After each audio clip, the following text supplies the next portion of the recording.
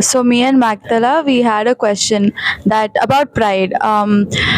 Brother Jude informed us how when someone says, "Oh, you did this," when we say, "Oh, it was not me, it was God," when we say that, it is a form of pride. But we had a question that maybe on a situation that will uh, imply, because when people say, "Oh, that preacher, when they prayed for me, I got healing," we'll always go to that preacher. That time when they say it is the Holy Spirit and it's not me, is that considered pride? Is our question. Yeah. So we were discussing, okay, so many times we go up on the podium, or be it anything simple like Loud. What I'm speaking can hear, right? Yeah. You can speak. Come on. okay, so we were discussing here, and we were just pondering on what we learned on pride and humility. So just a thought that whenever we go up on preaching something, or we say, "Oh, this is something that came out of my mouth, it's not me, it's God," right? Now we all know it is from God. You remember Jesus during the Passover, Jesus was sitting on the donkey and coming to the place where he was heading to. Jesus was sitting on the donkey, right? And along the path of the donkey, there were many people who were putting a lot of valuable things, gold, jewelry. Some were putting leaves, or something that they considered important to their lives. They were actually putting in the path where this donkey was going. Now, who was on the donkey? Jesus. Could the donkey would have said, "Okay, these people are praising me"? Was the praise to the donkey, or putting all the garments in front? Could the donkey say, Not me. "It's not me"? Could he say that? He could. But he knows the praise is not for him. The praise is not for while he's walking, all these things are coming. The praise is is going to the one who is riding the donkey. In fact, the donkey is the one who's walking on the carpet, Yeah. the clothes or whatever. Now it is like how we now say, "Hey, it's not me."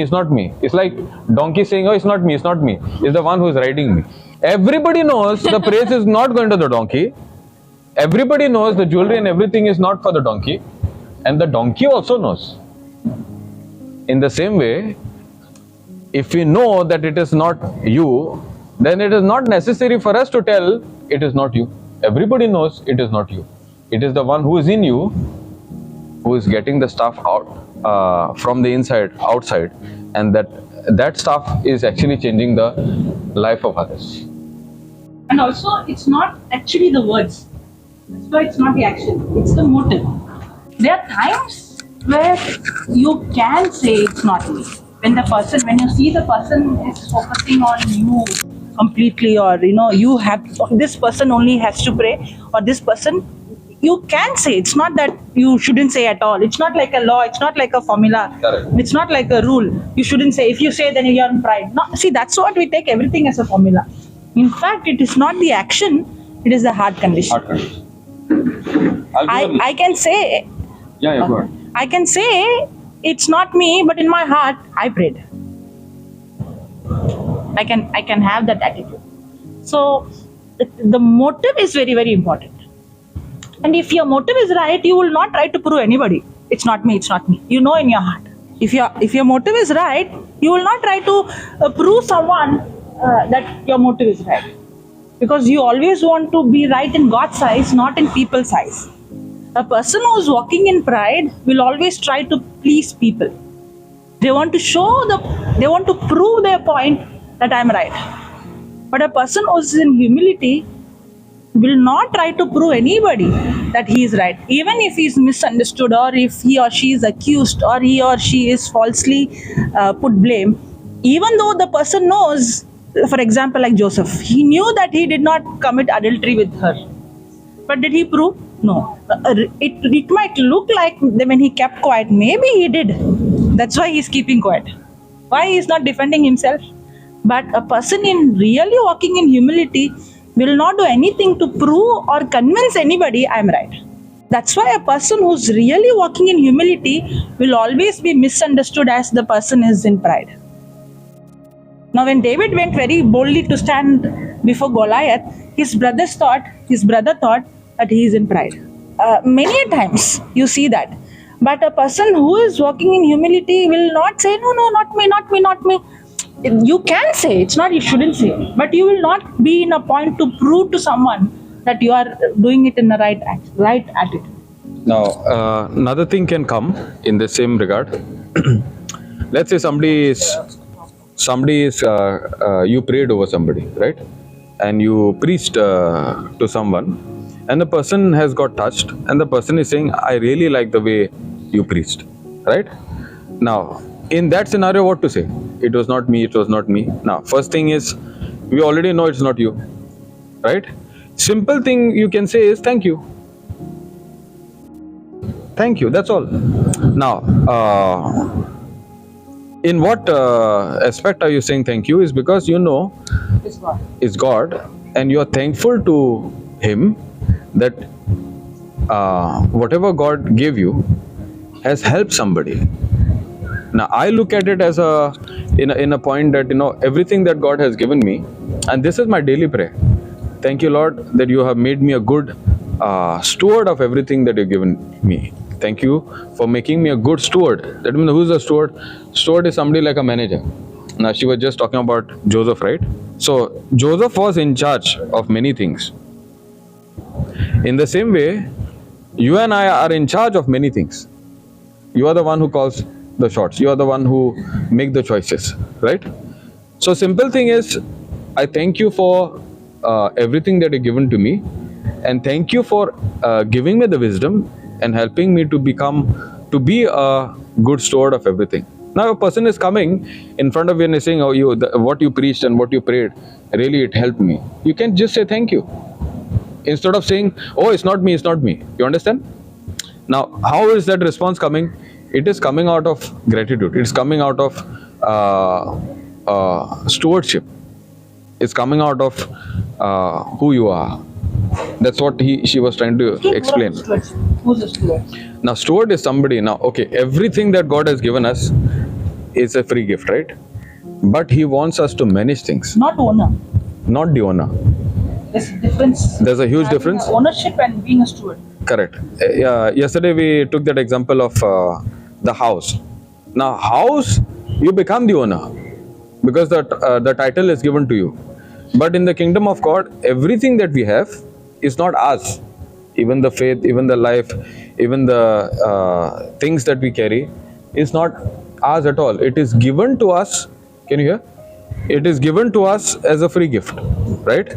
Now, if we misuse it, it will bring bad effects, not just in your life, but in the life of others.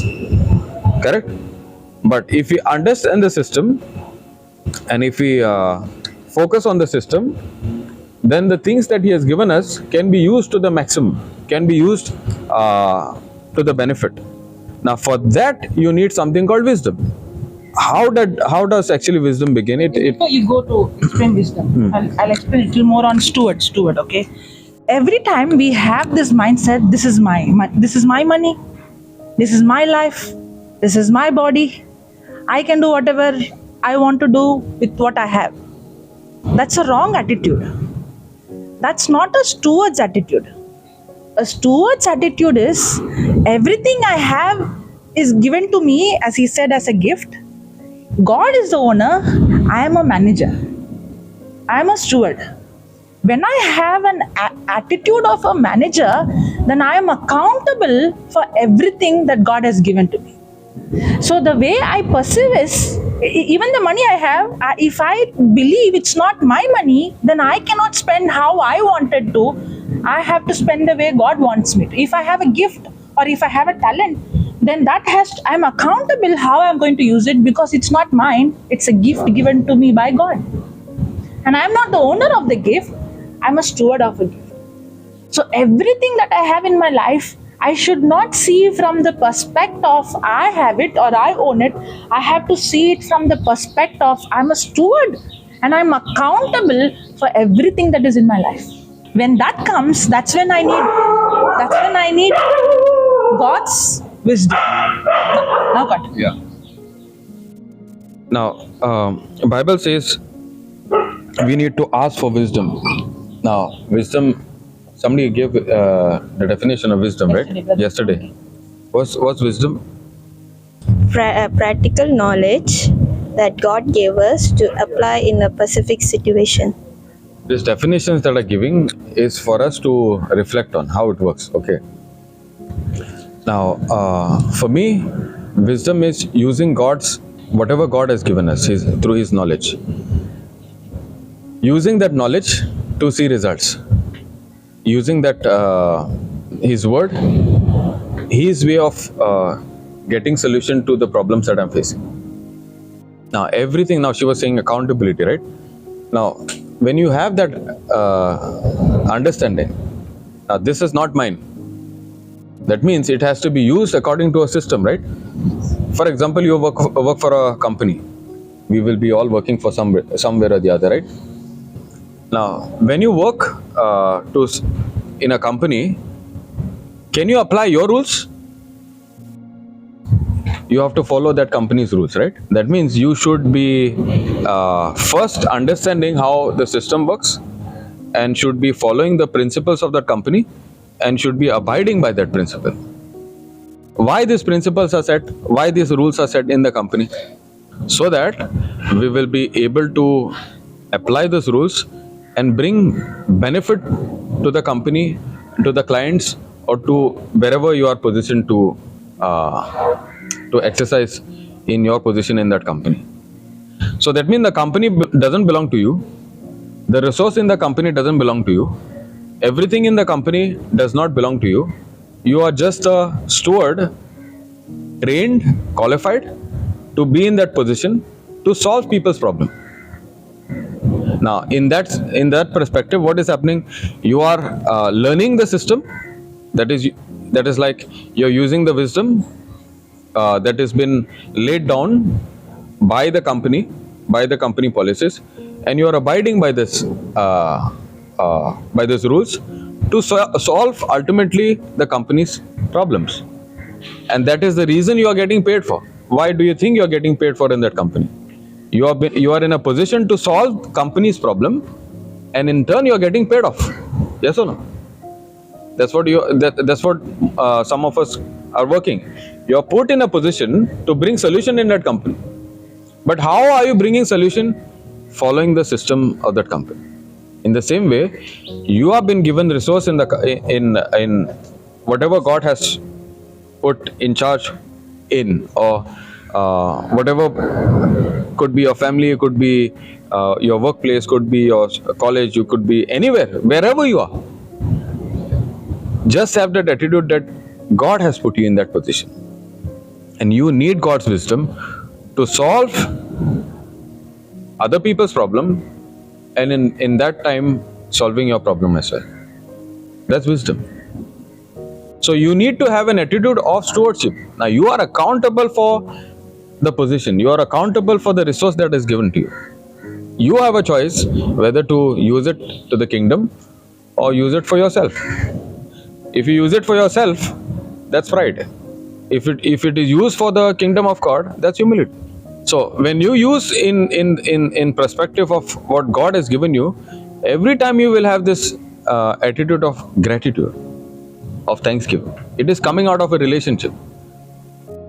Now, in that scenario, in that understanding, you will not be naturally it will be like, I know it's not me, so it's not necessary for me to announce that it's not me.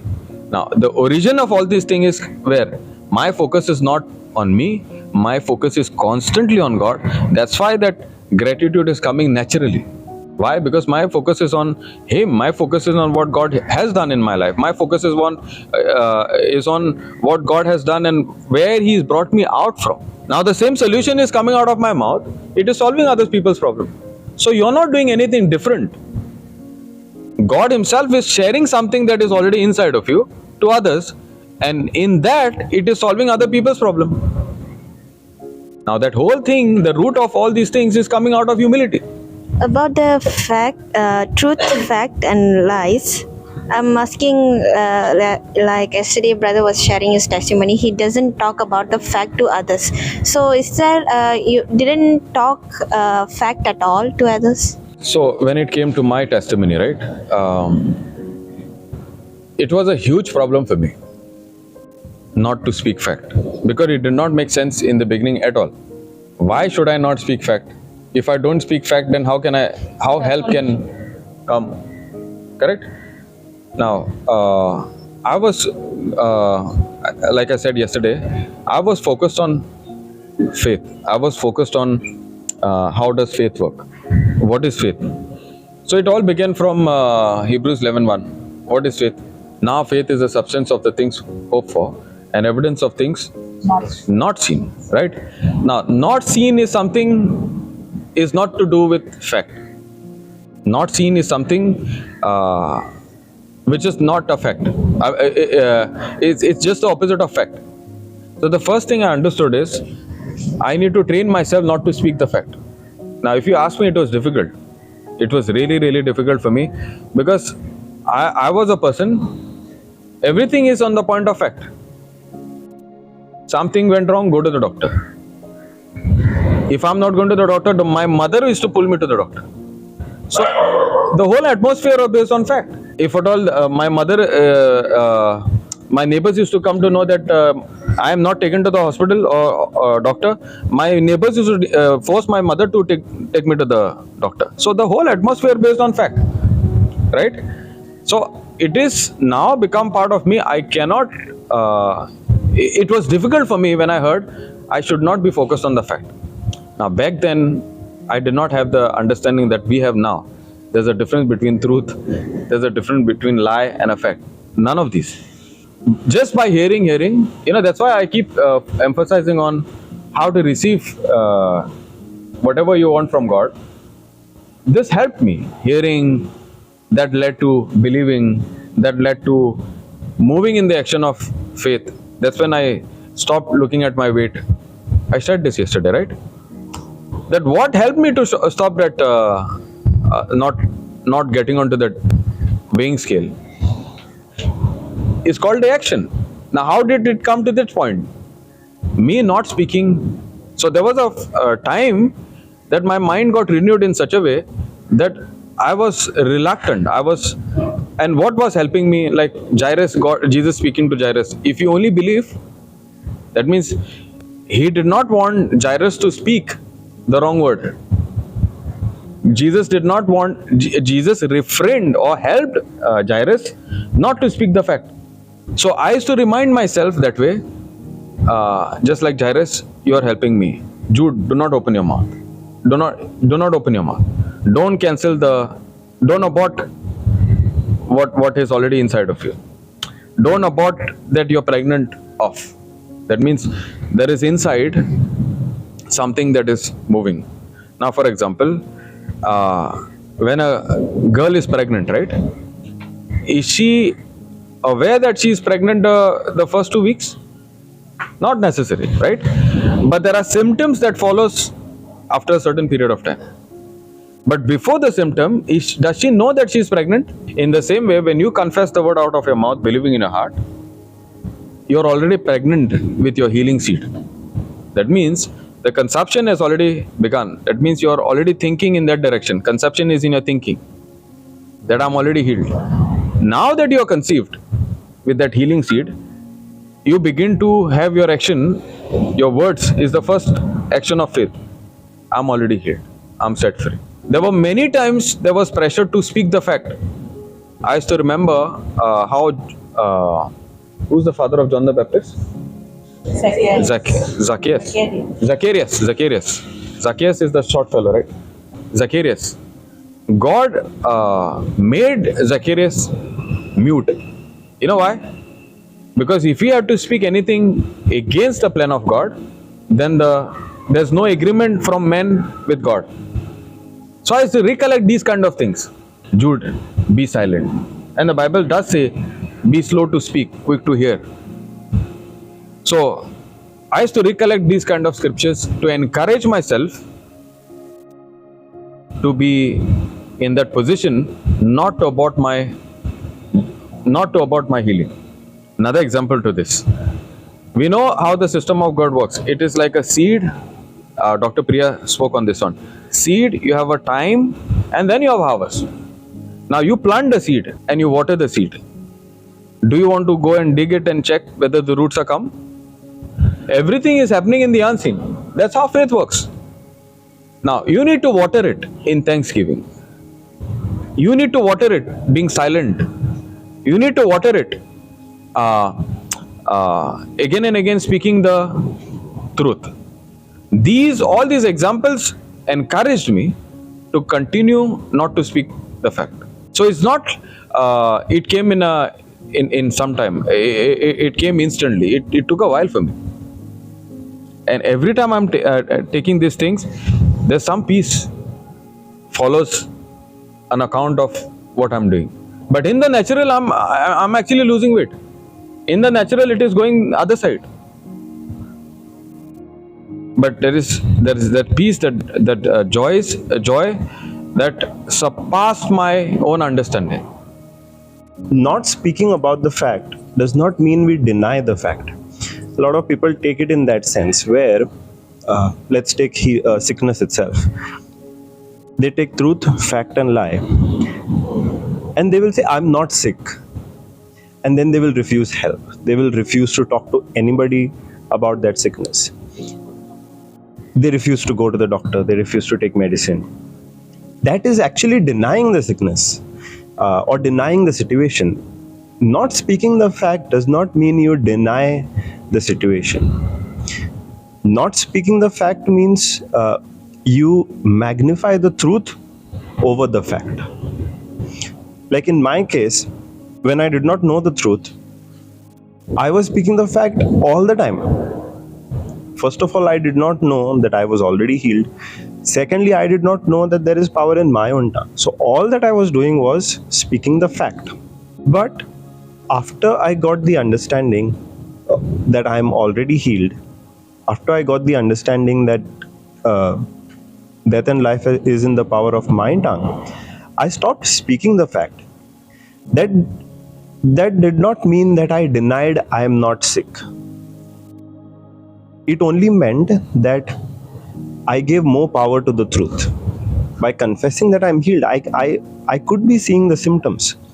And there could even be a point where we need to tell somebody that we are going through a certain problem. Like if somebody is getting terrible pain, and at that time they need to go to the doctor.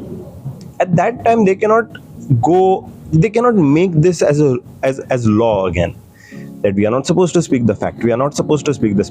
If they take it like a hard and fast rule, then they're taking it to an extreme.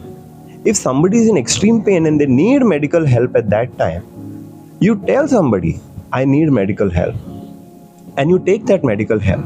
You don't deny the fact. Because in that moment also, yes, you are healed, but that healing could also be ministered through a doctor.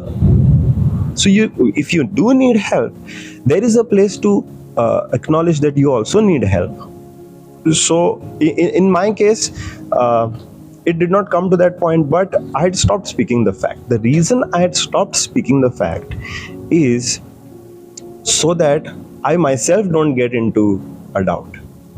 I myself don't get into unbelief, or I myself don't speak against the promise of God that I was believing.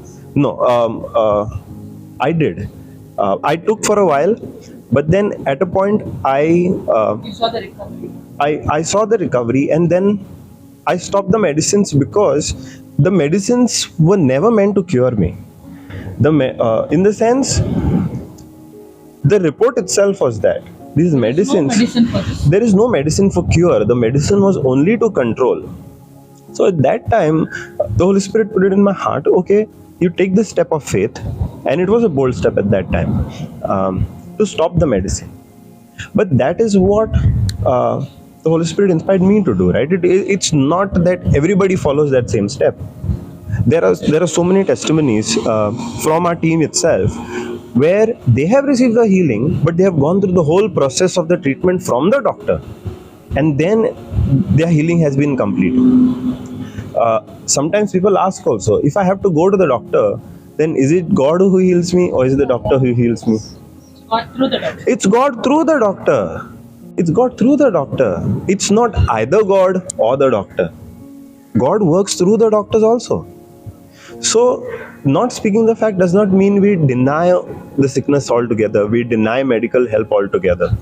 It just means that we stand firm on what we are believing, which is the truth. Jude spoke about Jairus. Jairus started by believing that it is through Jesus that he would be healed. His daughter would be healed or made whole. Why Jesus stopped Jairus from not speaking the fact or not focusing the fact is because if he had at that time focused on the fact, then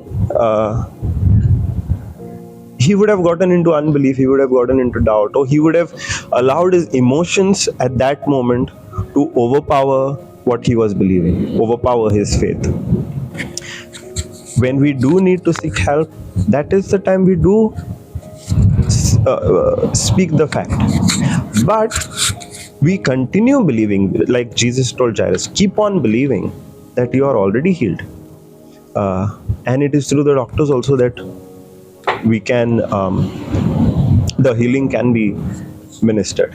Now there are times when, like let's say if I have to take another example, there could be times where you don't speak the fact outright, but you still communicate in a way where the other person understands. Now, let's say somebody is going through financial trouble, okay, and the husband and the wife, they're talking together, and they don't have enough money. They need to buy things. At that time, what do you say? Let's say the wife comes and tells the husband, we need this. What do we do? And they both know that there is not enough money in the bank account. What do they do at that time? Do they acknowledge the fact? Do they say we don't have enough money? Or at that time also they have that understanding, or at that time also they acknowledge the truth, saying they come into agreement and they praise God, that thank you God, thank you Father, that you have supplied all our needs. That comes when you have somebody who is also standing in faith with you. That is where that fellowship also comes, where you have somebody where even without saying, you both saying anything, you both can come into agreement and give more power to the truth rather than the fact. We cannot take it to the extremes. I'm never going to talk about the fact, or I'm only going to stand on faith. That's where again the relationship with God also comes. It's not like it's just black and white. There are so many things coming together to form that relationship. One thing I want to add for that, regarding fact, there is a problem in the natural. Sometimes there is a solution in the natural itself, like a medicine. But in his case, there was no solution in the natural. But there is a solution in the unseen. That is faith. Faith is to see the unseen. And when I apply the truth, I use the unseen power to bring solution, to change the fact and replace it with the truth. Now, when it came to money, as he was saying, there is a system. The kingdom of God works on a system. We have to understand how the system works. As I said, I'm a steward. Now, Jesus also faced a problem where there was 5,000 plus people and there was lack. Now, he did open his mouth and thank the Father. Correct? He did thank the Father. He did not ask, or he did not cry, or he did not speak the fact. Father, what will I do now?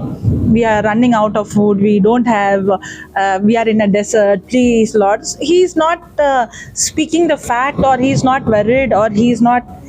If you see, he looked into the heaven and he gave thanks. That's what the scripture says. Jesus gave thanks.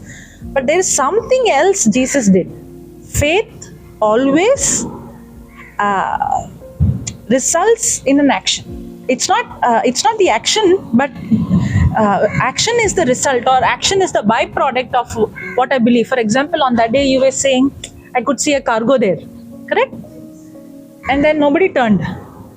Then he said, if you would have believed, you would have surely turned. That means when you believe, there should be an action corresponding to what you're believing. It's not just believing. In the same way, if the husband and wife is going to come in agreement that God has already provided, the fact is I don't have money, but the truth is God has already provided my need. Now, if I really believe He has provided my need, then there should be an action that corresponds to that what you believe. Now, what did Jesus do? Now He has to act. He believed. He has to act. In that act, he when He asked in John 6, it says, Philip checked his pocket and he said, I have only this much money. Now, what did Philip do, or the disciples do? They were focusing on what I did not have. In other way, they were focusing on the fact. But Jesus told them, go and see what we already have. Then they said, okay, we have few fish. And we have 5 loaves and 2 fish. It was two different scenario. In other case, I think there was 7 loaves and few fishes. In both the scenario, both a different incident, but the situation was similar. Jesus trained them or taught them not to focus on what you don't have. He focused them. This is how the principle in God's system works. If I'm a steward, if I'm working in a company, I should understand the rules of the company. In the same way, when I am God's steward, I have to understand the system of how God's kingdom works. God's kingdom works on the principle of faith. And faith always has a corresponding action. Now, so Jesus is focusing on teaching them, don't see what you don't have, see what you have. And the whole kingdom of God works on the system of a seed. See, if what I have in my hand is not enough to eat, then what I have in my hand is not an harvest, it's a seed to sow. Now there's a difference between a harvest and a seed. Harvest is something I consume. Seed is something that I sow. Now, as a husband and wife, I can look what I have in my hand and I can say, this is not enough for me. But when I understand the system in God's kingdom, God has already provided me everything. And now what I have in my hand is a seed which I have to sow by faith, believing that God has already provided all my needs. If I have 1 grain of wheat, can I make chapati for all of us? No. But if I can plant that seed, will that seed multiply? Now, that sowing can also be under law mindset or grace mindset. If I give, then God will give me. That's law mindset. I am not giving because God will give me. I am giving because I know God has already given me and I have in abundance. So by faith, I am giving because I already have. That faith is not based on how much I have in the seen, but how much is already given to me in the unseen. So I can give under law, I can give under grace. Now when Jesus began to, even when Jesus spoke or when they brought, it did not multiply. It was still the same. The moment they began to act by faith, that's when the multiplication took place. In the same way, when the husband and wife, in this example, come in agreement and believe what I have is not a harvest, it's a seed. I bless the seed and I'm going to give the seed. That's when they are breaking that spirit of poverty, and that's when they're going to see a supernatural breakthrough. That's how the fact is replaced with the truth. I know you have something to say. I saw that. I saw that. Praise God. When it comes to financial problem, So I was, like I said, I had, I don't know whether I shared here. I had 7 loans under my name. Did I share this? Okay, okay. So when I had this 7 loans, the 7 loans are facts to me, right? And the amount was not big. It was somewhere around 28 lakhs. Yeah, in terms of loan. But that was a huge mountain in my life because I could not pay off. So when I lost my job, as in the company actually shut down. Where I was working, the company shut down, and in that time, before the shutdown of the company, 3 months salary was not given. So even today, company owes me a good amount of money. The company that shut down owes me a good amount of money because the company went into something called bankruptcy or insolvency, right? When I so this happened in 2019. So 2019 September, I lost my job, as in I was out of job, and there was no money coming in, and the loans kept on adding. So in October 2019, the same year, I started a company on my own, and whatever I had little, I put in that company to start the company. You need finance to start the company, right? So whatever. Now I was not in a position to take a loan. Any which is, the bank does not allow you loans because I'm already come in their radar, and I'm already listed as a defaulter because for nearly 4 months I'm not paying my EMIs. Because no salary, how will I pay my EMI? And the fact that I'm taking loan is because I need extra money to fund my lifestyle, because I had a very good high level of lifestyle. I still have, but not to the extent of abuse, not to the extent of overdoing. Being an owner, but steward. Owner but a steward. Now, when I started the company, it went really good for 4 months until COVID came in. The COVID was declared and there was a complete shutdown. That means, and I have a travel company. So the first thing that hits the industry, that hits if there is any crisis across the world, is your travel industry. Because any person would say, okay, let's not go for a holiday, or let's not plan for a holiday, because holiday actually should be with the money that you have, not in today's day and age where where banks are encouraging you take a loan and go for holiday. Correct? Now that means there is no money coming in. Now any company that starts, you will not be in a position to have profits in first 6 months at least, or at least sometimes in certain fields even for like years to recover that money that you have invested. So when COVID began, the Zoom classes also began, and I was already in a depression. Why? Because my focus is on the 7 loans that I have. Why? Because now I was in the Word of God. This happened in 2019. 2014 onwards I was in the Word, but 2017 onwards I got drifted back again to my old life. So that means my faith is no longer based on what is supposed to, and I did not have the understanding of grace. I did not have the understanding of righteousness. I did not have any of this understanding in my heart.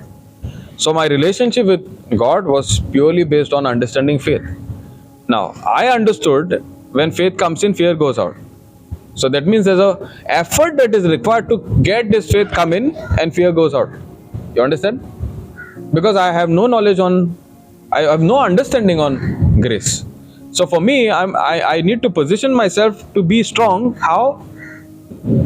I need to have a certain amount of time in me where I invest that time, where I'm hearing and I'm having faith in me, so that everything that settles down in my life. Are you getting what I'm trying to say? So I'm not in a position to make sound decision because I'm already confused. Guilt is taking over, condemnation is taking over. You wasted your time that God gave you. You messed up the new life that God gave you. all these thoughts are coming while that in that time where there is COVID and there is no help. So during Zoom classes, one of the teaching that I got hooked on is yesterday what we spoke on 2 types of law. From that perspective, I got introduced to grace, and she was preaching actually on Zoom, and there were a lot of teaching on righteousness. There was a lot of teaching on grace. So I got hooked on to this teaching. Now remember, I already understood how faith works. I got that understanding. Now I know Ephesians 2:8 says, not just faith, I'm saved. I need to have understanding of grace also, because it is by grace through faith you are saved. That means something that was big missing in my life is not understanding grace. Like she said, I can say few scriptures, and by saying those scriptures, I can get results. I will see results, but it will not be giving me that confidence to move ahead or to see the next level of glory. I'll be in the same level of understanding. I'll be same level of, my move will be not moving into the next step or the next glory that we see. I decided I need to run after something called grace. And there began my journey to understand how I can have that breakthrough when it came to my finances, also my health. Now, I'm using the same principles what I applied in 2014-15. It's not working out. That means God was helping me. Now that I understand, God was trying to help me to deepen my relationship with Him by understanding grace. God wanted to help me to come to the realization faith is a byproduct of my relationship with Him. How? On a platform called grace. Understanding Him. Jesus, I understand Jesus is grace Himself. I understand Jesus is the promise of God. I understand Jesus is the promise of God that was manifested in the flesh. That's how I understand grace. God giving me His promise, and it is manifested right before my eyes, and He lived on this planet Earth as flesh, is grace for me. I began to change my thinking, understanding grace. Earlier my thinking is what? I need to keep feeding, I need to keep feeding myself. I need to keep hearing, and that's where faith comes in, and faith will sort out everything. But how? I'm not in a position to even act now. Why? Because there is no scope of even putting that action. Because everything is shut down, no? Even if I want to sow, where will I sow? Can I step out of my house? No. But over a period of time, 5 months went by, my bank balance was in negative, minus 3,558, something around there. And even that is talking to me. But in that 5 months, I understood God is with me, and I know for sure that God is teaching me something that I did not have earlier. So that means in 5 months, God taught me something on grace. Now I hear a testimony where a person is told by Papa Johnson that if you really want to have a financial breakthrough, you need to follow the system with understanding. Now, how I heard it, let me explain that first. That person was only given instruction, whatever you have, just the same example. If it is not enough for you for your bread, plant that as a seed. Whatever you have in your hand, if it is not enough for you to have a bread, plant that as a seed.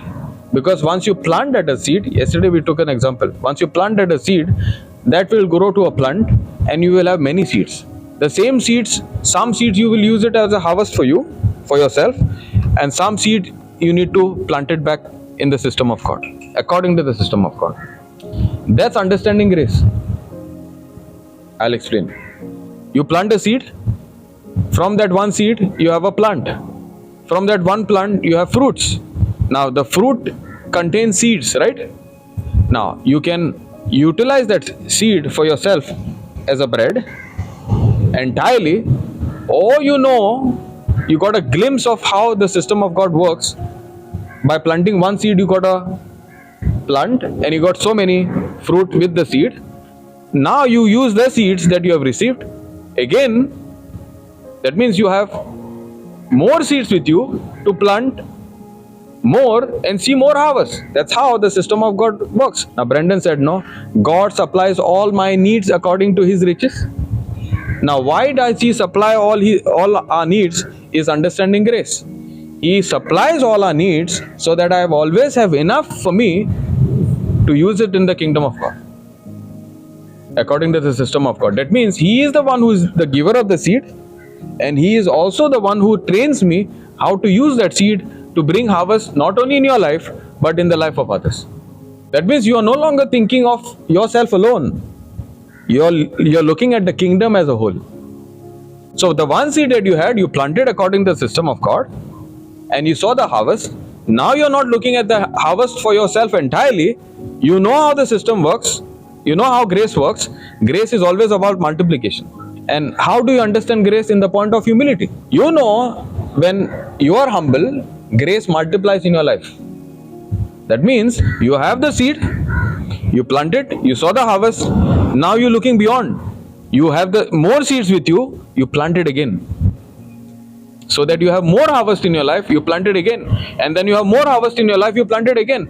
That's how you move from one glory to the other. And what gives me that understanding of moving from one level to the other is not just understanding faith, but understanding faith in the perspective of, or in the understanding of grace. You know for sure this God who is with you is committed to you. This God who is with you is faithful to you. Is God who is with you is compassionate to help you to see the harvest more and more increase in your life. Now I got an opportunity to practice this. Now I remember this was around 2:30 in the morning. I heard this testimony and I said, Lord, give me one chance. I want to put this into practice. Give me one chance. I want to see this manifesting in my life. And I slept off.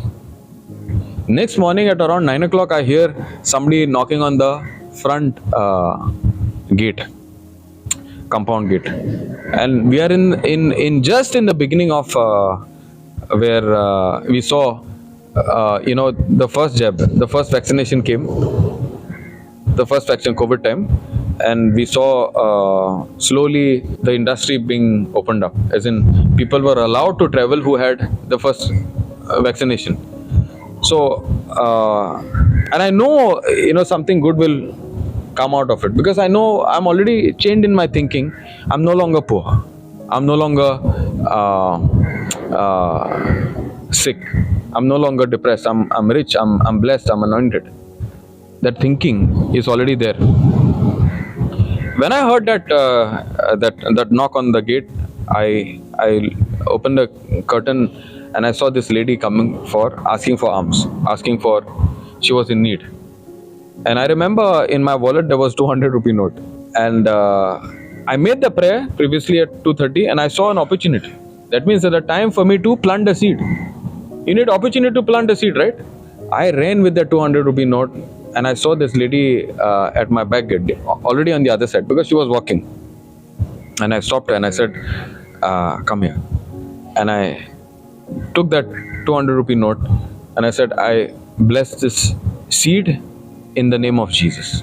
Now, the moment she heard Jesus, I saw tears rolling her cheek. She started crying. And I said, what happened? She said, she said in Hindi, you said Yeshu, you said Jesus. I said, yeah. Can you pray for my daughter? My daughter is really suffering in cancer. She cannot take that pain. She has sores on her back. And I said, yeah, I can. Now, what is happening? Seed is already showing harvest instantly. The seed is already showing results instantly. I made a prayer with her. I said, in the name of Jesus, the little understanding that I had of the authority, I had an opportunity to practice it. So I rebuked that spirit of cancer and I said, in the name of Jesus, your daughter is completely healed.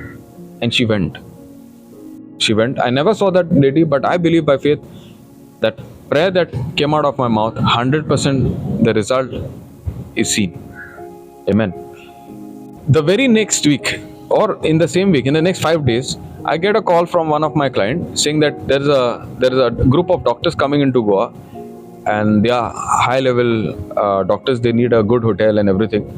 Would you be interested in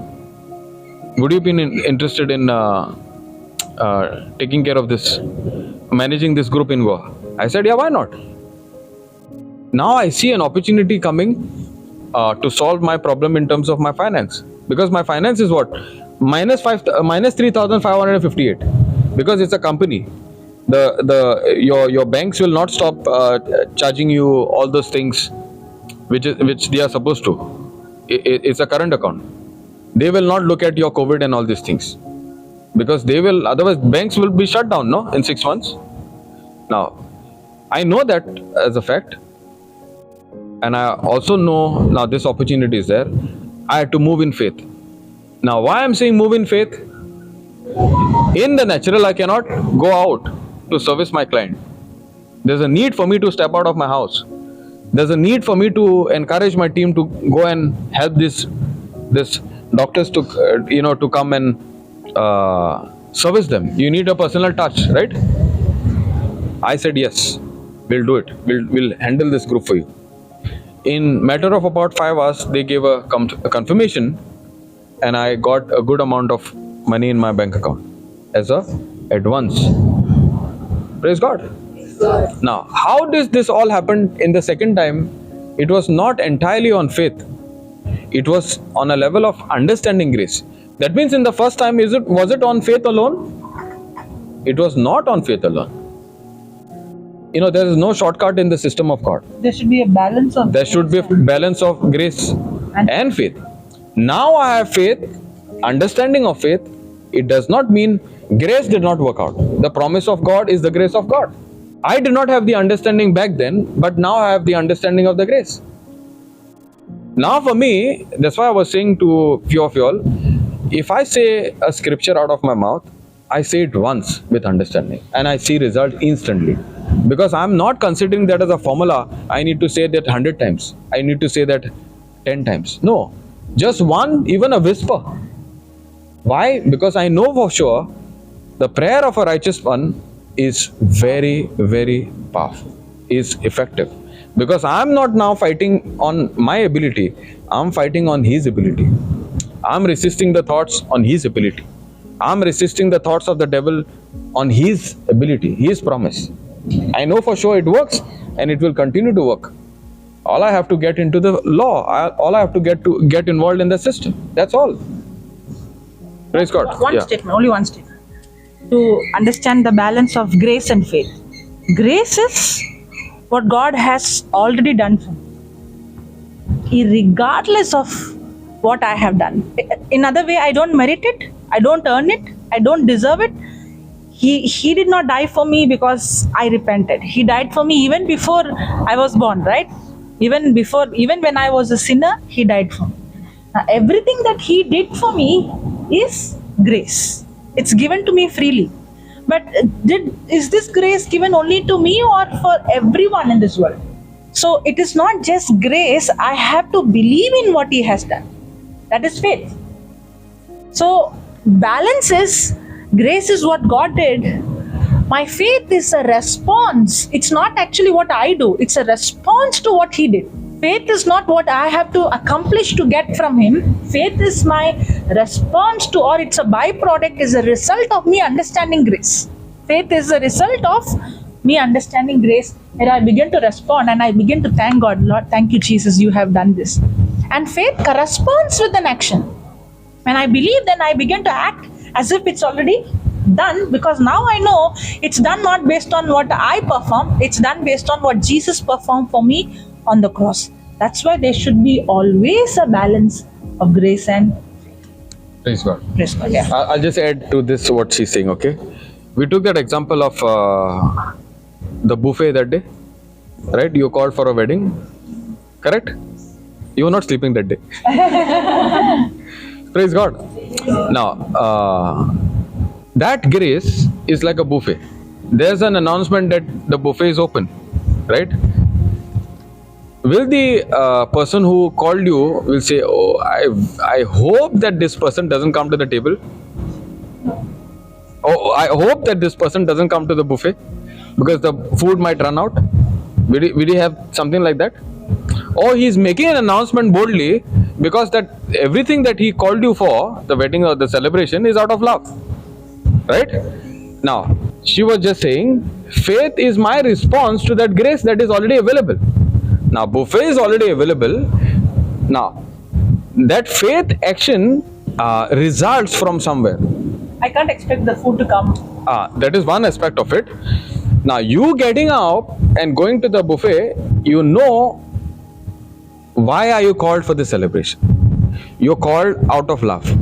You are invited because the family loves you, and they love to see you enjoying what is already laid down on the buffet. On that perspective of love, you move out confidently and you help yourself how much you want. Now you go to the table and you take a plate and you take little, and you say, okay, this is enough. Another person will say, I'll take everything. Is there a restriction? Is there a restriction? In fact, actually, the person who called you will be more happy that at least what I worked for, designing the menu, working around the menu, people enjoy it to the fullest. That's how our God is. God wants us to enjoy all that He's done for to the fullest. How? When we understand His love. When we understand He wants me to respond to what He's already done to the fullest. Why? Because Jesus came to give us life to the fullest. How will I understand grace if I don't understand His love for me to the fullest? My response to going up to that table where the buffet is should be an account of love. God loves me. God wants me to enjoy His grace. God wants me to move by faith. That action of faith should be an account of Him loving, account of He loves me so much. That's why I enjoy this buffet that He's prepared for me. I enjoy. He's worked so hard for it. You know, when you look at a celebration, you go for that and buffet is over in 2 hours time. But what about the effort the family has put to design that whole celebration so that you enjoy? That's how God is. He designed this grace. He laid this grace. There's a huge effort. There's a huge price for it. So your response of faith is focusing on what God has done, focusing on how much is paid for, how much is done so that this buffet is available for you. And with that response is called faith. You move and enjoy it. Like in the story of the death of Lazarus, does Jesus know that Lazarus is going to die? Okay. In the story of Lazarus' death, does Jesus know that Lazarus will die? And if it is no, why he didn't come before he died? Like, does he know that Lazarus? I don't know that part, but I know Jesus, He was God 100%, but He was not God in this world. How to say? Jesus, God took a form of man. He lowered Himself, means He restricted Himself as man. That means He was just like any of us. He was not with any superpower. In fact, Jesus started to do healing, signs, wonders after He was baptized by the Holy Spirit. That means just like how we are now baptized by the Holy Spirit, we have the same power to go and heal the sick, cast the demon. That is exactly how Jesus was. In His spirit, even though He was 100% God, in the flesh, He was just like you and me, human. That means Jesus had to know that He is Son of God by faith. That's why even the temptation for Jesus was, if you are the Son of God. That was a temptation for Him because He knew He's the Son of God was by faith. So even though He is God, He is always God. In the spirit, when He was in this earth, He lowered Himself, or He limited Himself just like you and me. So Jesus did not know everything. Only now, even we operate in gifts. Sometimes God shows us certain things supernaturally. That's how Jesus knew things supernaturally, not as God, but as man. Those gifts were operating in him, where he was able to sense. So Jesus was not in this earth knowing everything and everyone. He had to depend on the Holy Spirit to help him what to do next. So salvation comes through Jesus. If you believe Jesus is the Lord of your life, so there is a salvation. Okay. So what about people who died before Jesus? I know one thing. God is a just God. So I don't need to question or doubt his justice. I don't need to worry whether he will make wrong judgment. I don't need to worry whether he will put the wrong person in the hell. I don't need to worry about it at all, because there is no one just like God. So the judgment of God is perfect. I may not understand everything. Forget about everything. Little difficult mathematics I can't understand. So I may not know everything, and I may not understand the whole system of God, because for a long time I used to go through battle. If God is good, why is this happening?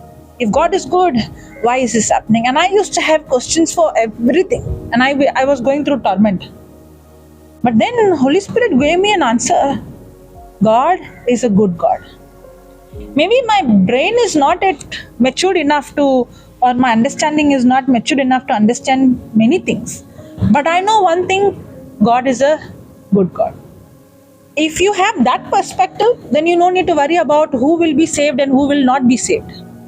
Because God will not do anything unjust. And God will give everybody opportunity. And you don't know what happened, on the cross when Jesus was hanging on the cross. The thief at the last minute repented and received salvation.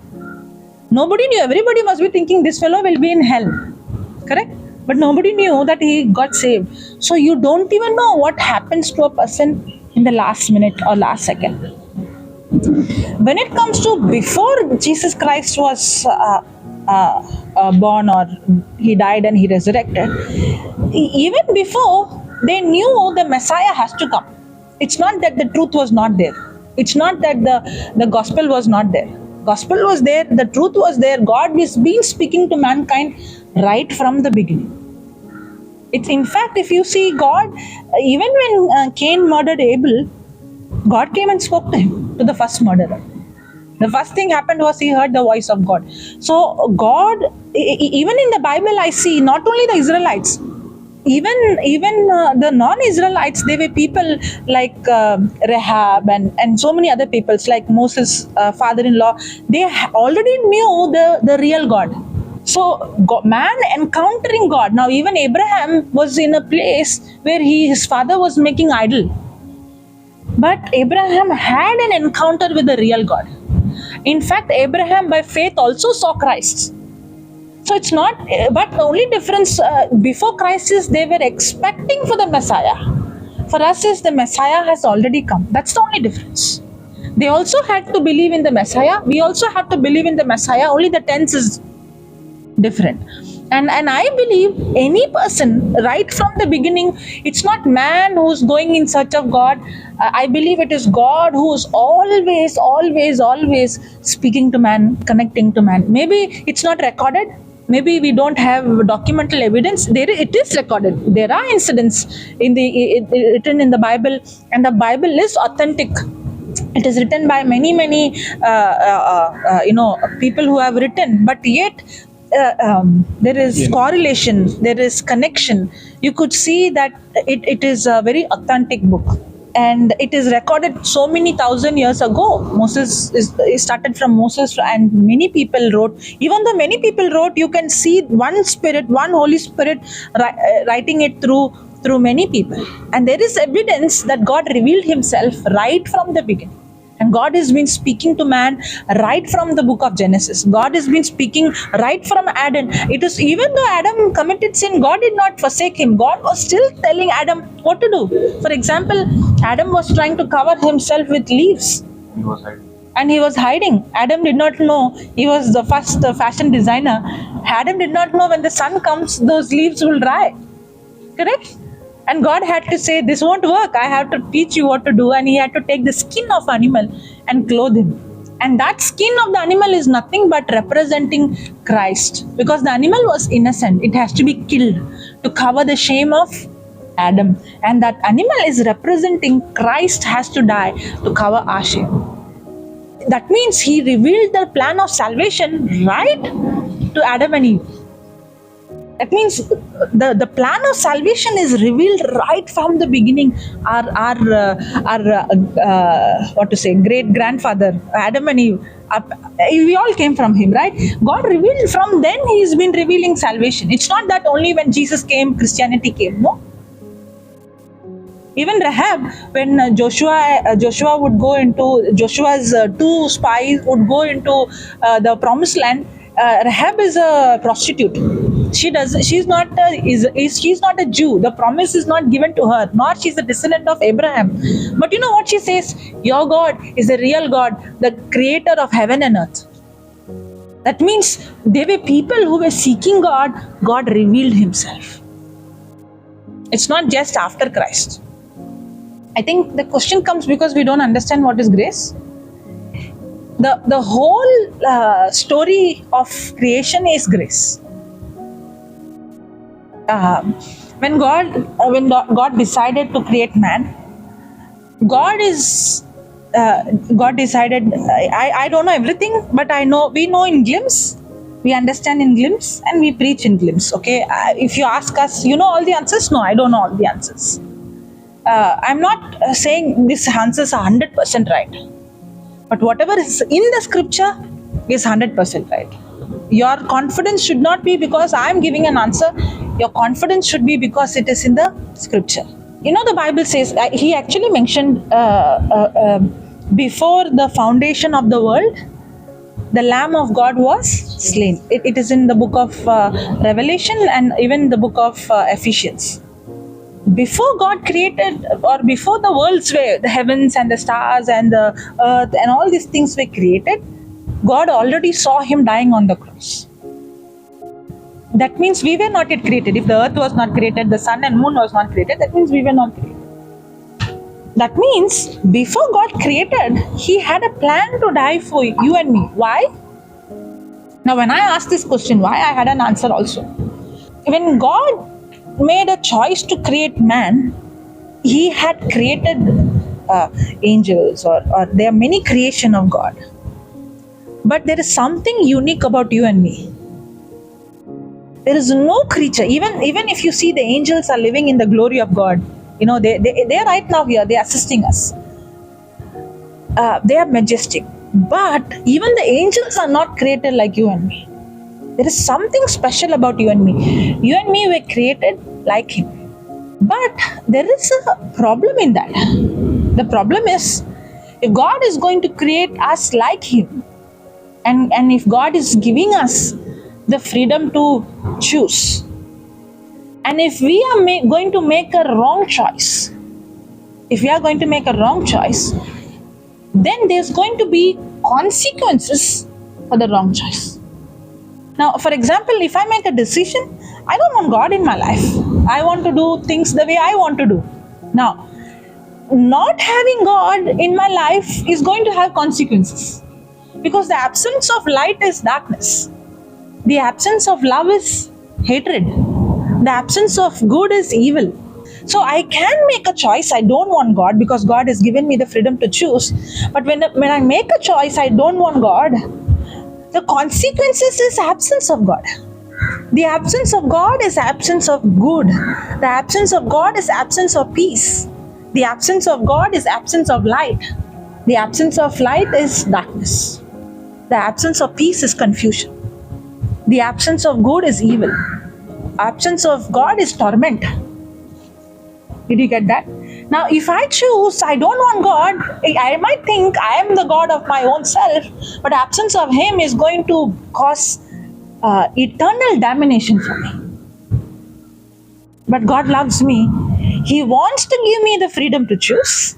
At the same time, he doesn't want to lose me, or he doesn't want me to get into a place called eternal damnation. Did you get that? That means if God is going to create man, even if man is going to make a wrong choice, God has to make a way to escape from the wrong choice. That was the plan of salvation. That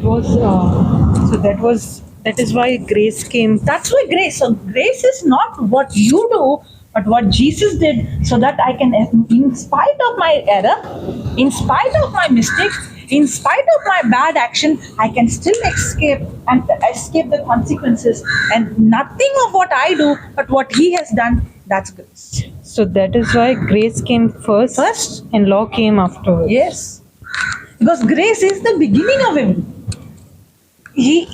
That speaks about, and see, the solution is, He gave the solution first. But if you think about the solution is the Creator made a choice. I'm going to die for you before He thought of you or thought of creating you. I'm going to be naked for you. I'm going to go through shame for you. I'm going to be stripped for you. And the Creator is amazing Creator. He could have made all of us slaves and say, work for me. He could have created super beings and He would have said, the super beings serve me. But He created us like Him and He's saying, I'm going to serve you. Can you imagine? That is the character of God. That's why the character of God is humble. He's a God who is humble. That's why He created us with such majestic, such power, like Him, the power to think. We are not creators, we are co-creators. That's why we can create a lens, we can create houses, we can do all these things, because we don't see animals having association or society or organization, because none of the animals are created like God. But we are created like Him. That's why we have this administration, dominion, this power, all these things, because we were created like Him. But in the same way, the Creator who created us chose to serve us. If we were in His place, we would have created so many creatures who will be serving us. That is His nature. And He is not only serving the 2,000 years, or sorry, the 3 years when He was ministering, or the 30 years He lived in this earth. No. He chose to minister us forever. That's why we are not serving anyone. He is serving us, and He is serving others through us. And He is going to serve us forever and ever. We are only created to receive His service. Can you imagine? That is grace. Grace is, I don't deserve it, I don't merit it, I don't earn it, I don't perform it. It's given to me freely because He loves me. Actually, I can give a biblical answer where God gave Abraham the promise. The promise speaks about what God has done, not Abraham has to do. The law came later on, 430 years. Galatians 3:17 says that the law came later, 330 years after the promise. So biblically, first the promise or grace came to Abraham, and then later on the law came through Moses. But I would say the grace is God Himself. So from the beginning, it is grace. It's all about Him. It's nothing about us. The law came only in a very short time. That too, not from when Adam and Eve was created. It came during the time of the Israelites in the wilderness. That is when the law came. The law came very, very later, and the law came only for a short time. And the law came only for us to realize, that man cannot save himself, or man cannot help himself. Man cannot be holy. The law showed how perfect the law is, so man will realize, I cannot reach that perfectionism, or I cannot be that perfect or that holy to reach God's standard. I need mercy. So the law was, we learned on the day, the law was given for us to bring condemnation or guilt. So we cry out for mercy and say, Lord, help me.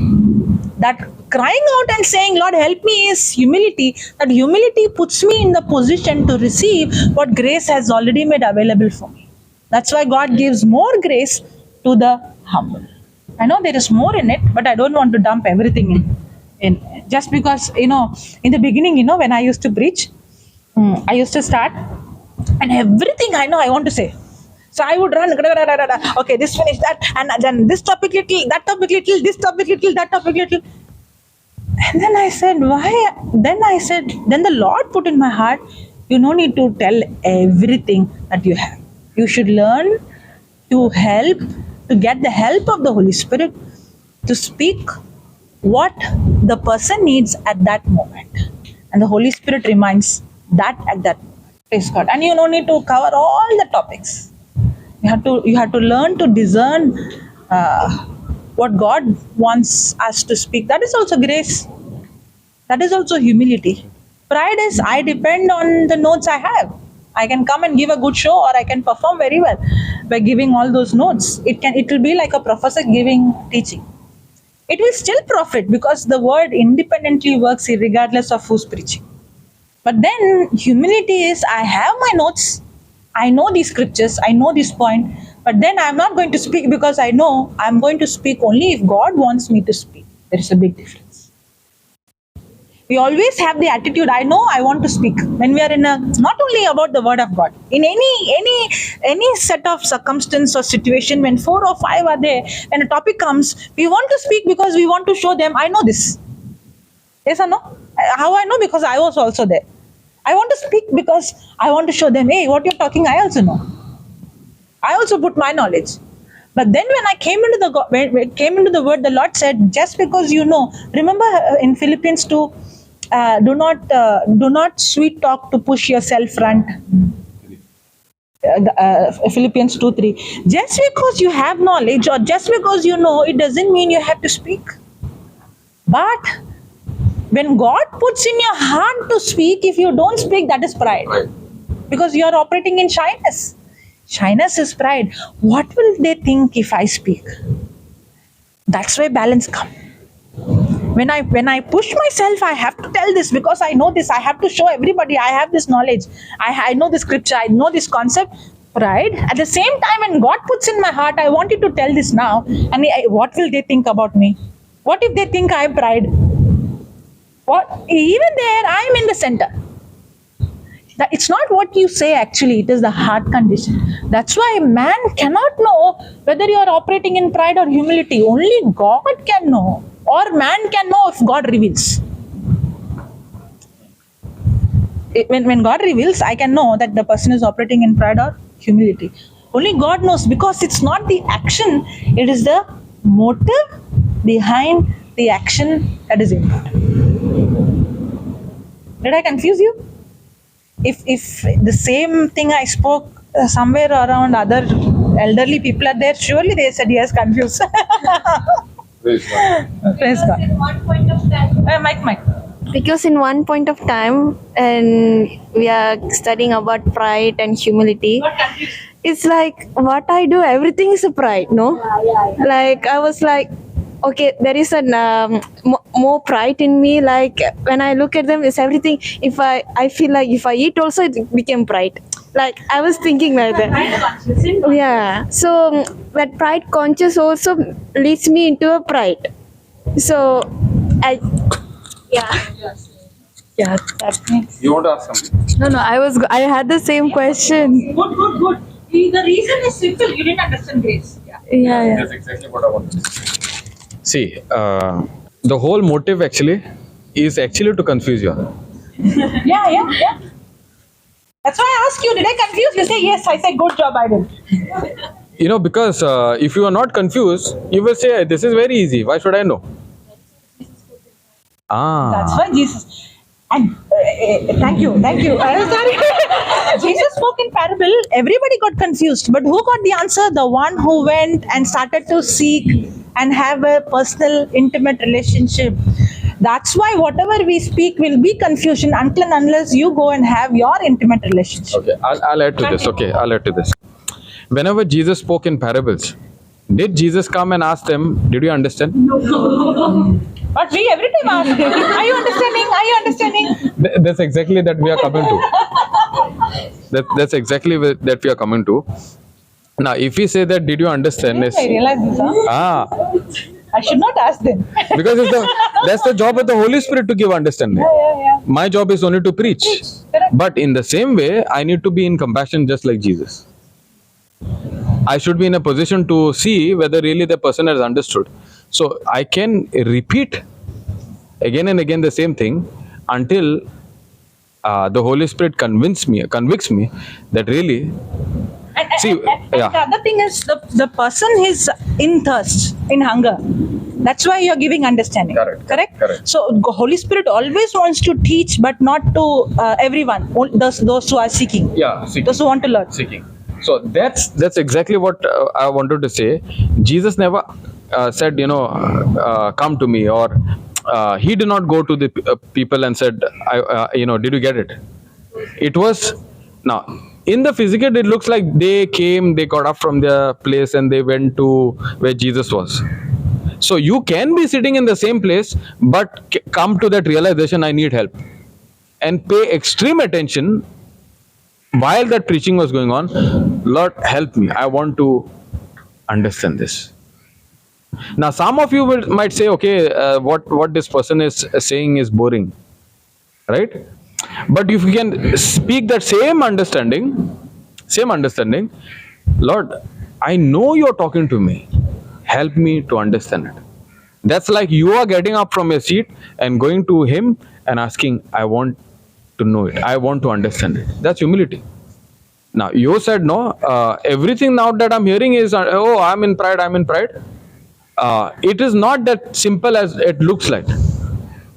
It's not like, okay, I understand pride and I know what is humility.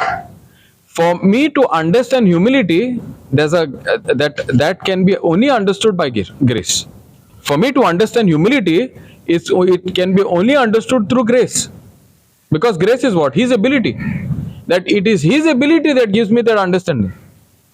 It is his power, his anointing that gives me understanding, and for me to believe. Are you getting it?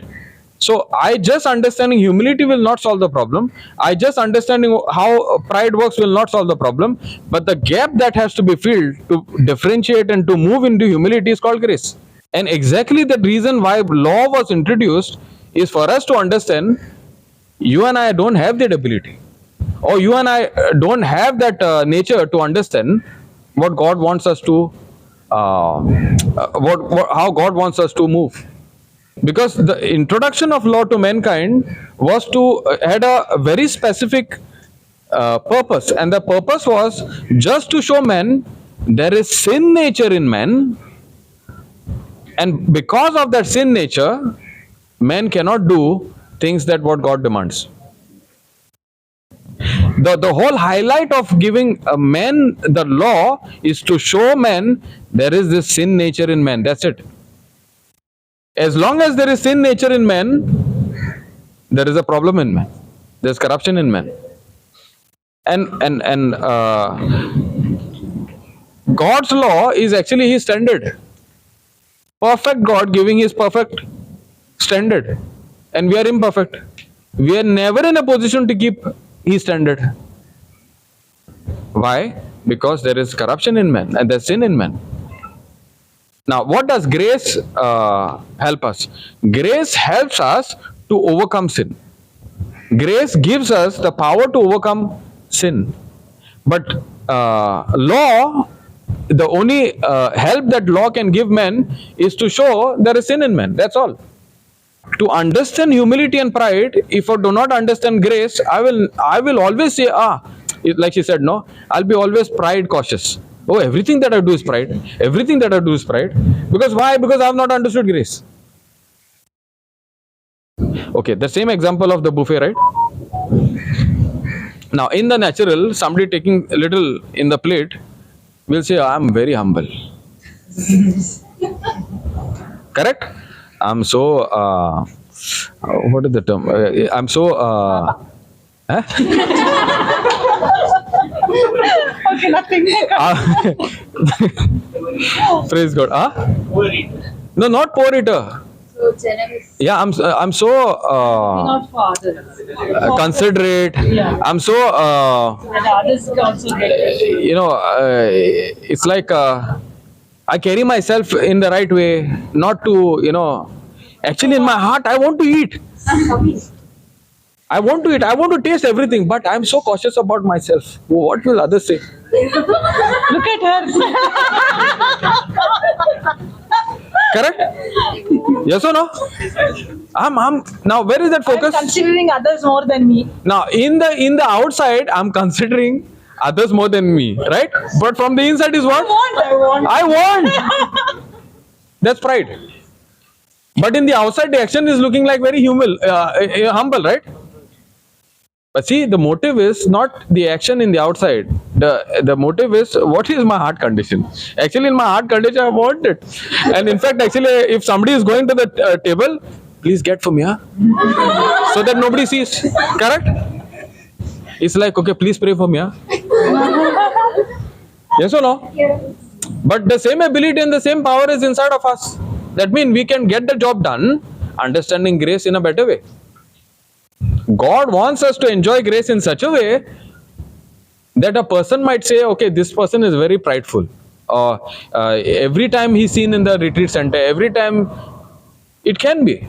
But now the same person can be having, the more I get for the retreat, I'll be understood as holy. I would be understood as something really a man of God. The action looks like really good. But why the person is in the retreat center, you know? His heart is, I want to show everybody that I'm holy. I want to show that I'm always in the JCILM ministry. I'm always in this ministry. Why? Because JCILM ministry has a name, no? So why are you connected to JCILM? I'm just taking the name, okay? Why are you connected to the ministry? Why? For the title. In the heart condition is, you know what? Something else only. Not Christ. Not Christ. So here Christ is not in the center. When I say Christ is not in the center, grace is not in the center. So my focus is on myself. I'm walking in pride. But when you bring Christ in the center, He is grace Himself. Now everything from that point of view becomes very different. Now in the same ministry, I will see better results. Not necessary you have to be I'm connected to this ministry, you know. If there is a retreat, and if I have some work, I will say, okay, I cannot make it. But I see somebody, they have a lot of work, but they will keep everything aside and come in the ministry. You know why? To show that I'm always there. I'm always there. And the person is, and the people are getting burnt out. And in the same retreat, they are talking to others. Oh, you know, I had this work, I had this work, I had this work. Why you left that work? You should have gone, finished that work and come here, no? So that in a position to receive something. You're already talking. It's like Martha and Mary. And the result of law is always the person works very hard outside, but the end result is the person gets burnt out. Yeah. Under grace, the person is not working to show result. The person is working as a response to what God has already done. The result is always supernatural. So in under law, the person is working, thinking I'm under grace. But how I know it's not grace? The result is you get burnt out. But under grace also the person works, but the result is supernatural because the person is not working with their own ability but tapping into God's ability. In fact, actually, when the person is moving in this kind of grace, you're not just doing what you're doing much beyond. So that means you could be in one place, and in that position, you are not only a blessing in that area, you are actually a blessing in other people's life also. And also, whatever work was stuck, you will see supernaturally the things are moving on. That's how grace works, no? See, when a person is in favor, that's called favor. That means you can operate in grace in a way where you see breakthroughs in every aspect of your life. Now, when you are in the retreat center, when the work is going on, you are not focused on the work. You are focused on Jesus. But there could be in some point where you are required to be there.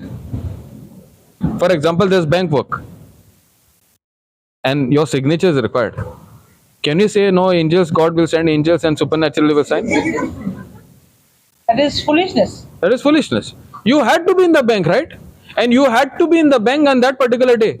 Can you say no, God will take care of this? That's foolishness. So there is a balance where you, when you walk in grace, you need to make the right steps. And what helps you to take the right steps is grace. Understanding grace is helping you to move in the right direction. I know this topic will not just like that. It takes time. Even it took time for us to learn. Okay. I want to answer this because I don't want you to go out from here being always conscious of being pride. Okay. The solution for coming out of pride is to be humble. Correct? And the key to walk in humility is grace.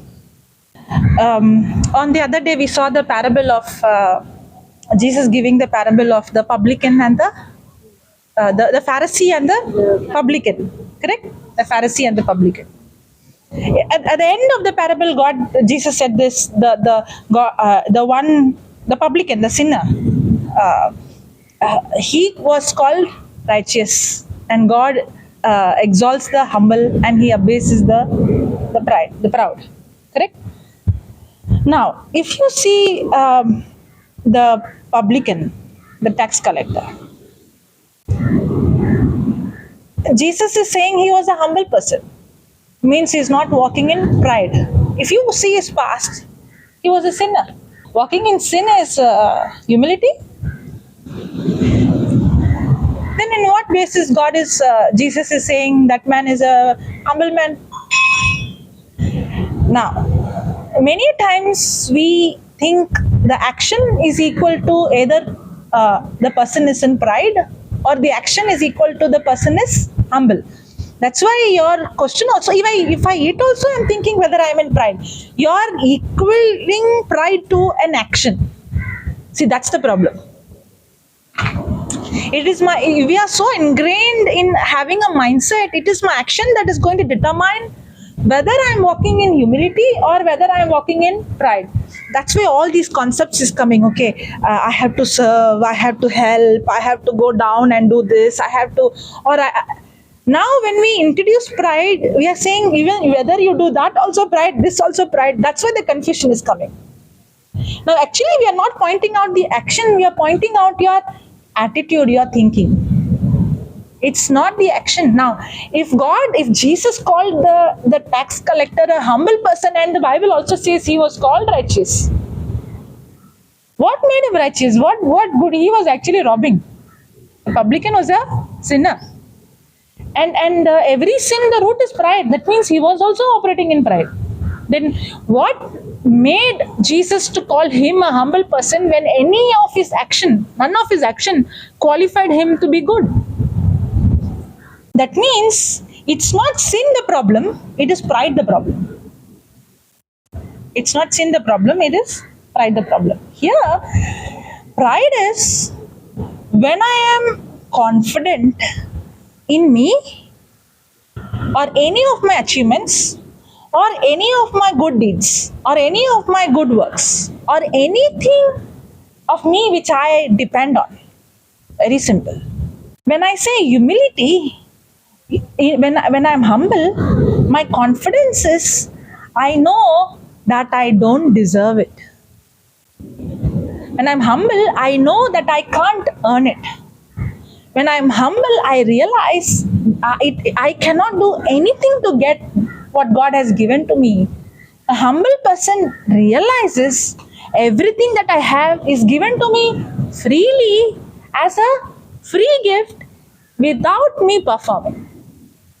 A humble person is acknowledging it's not me, nor it's what I earned, nor what I have, what I deserve. Everything is given to me freely because God loves me. It's an attitude of gratitude that I know that I can't deserve or I can't earn, but God has done it for me. Okay, I remember an example, okay? I'll give this example and then keep it there. and then you can add. This is a real testimony I heard.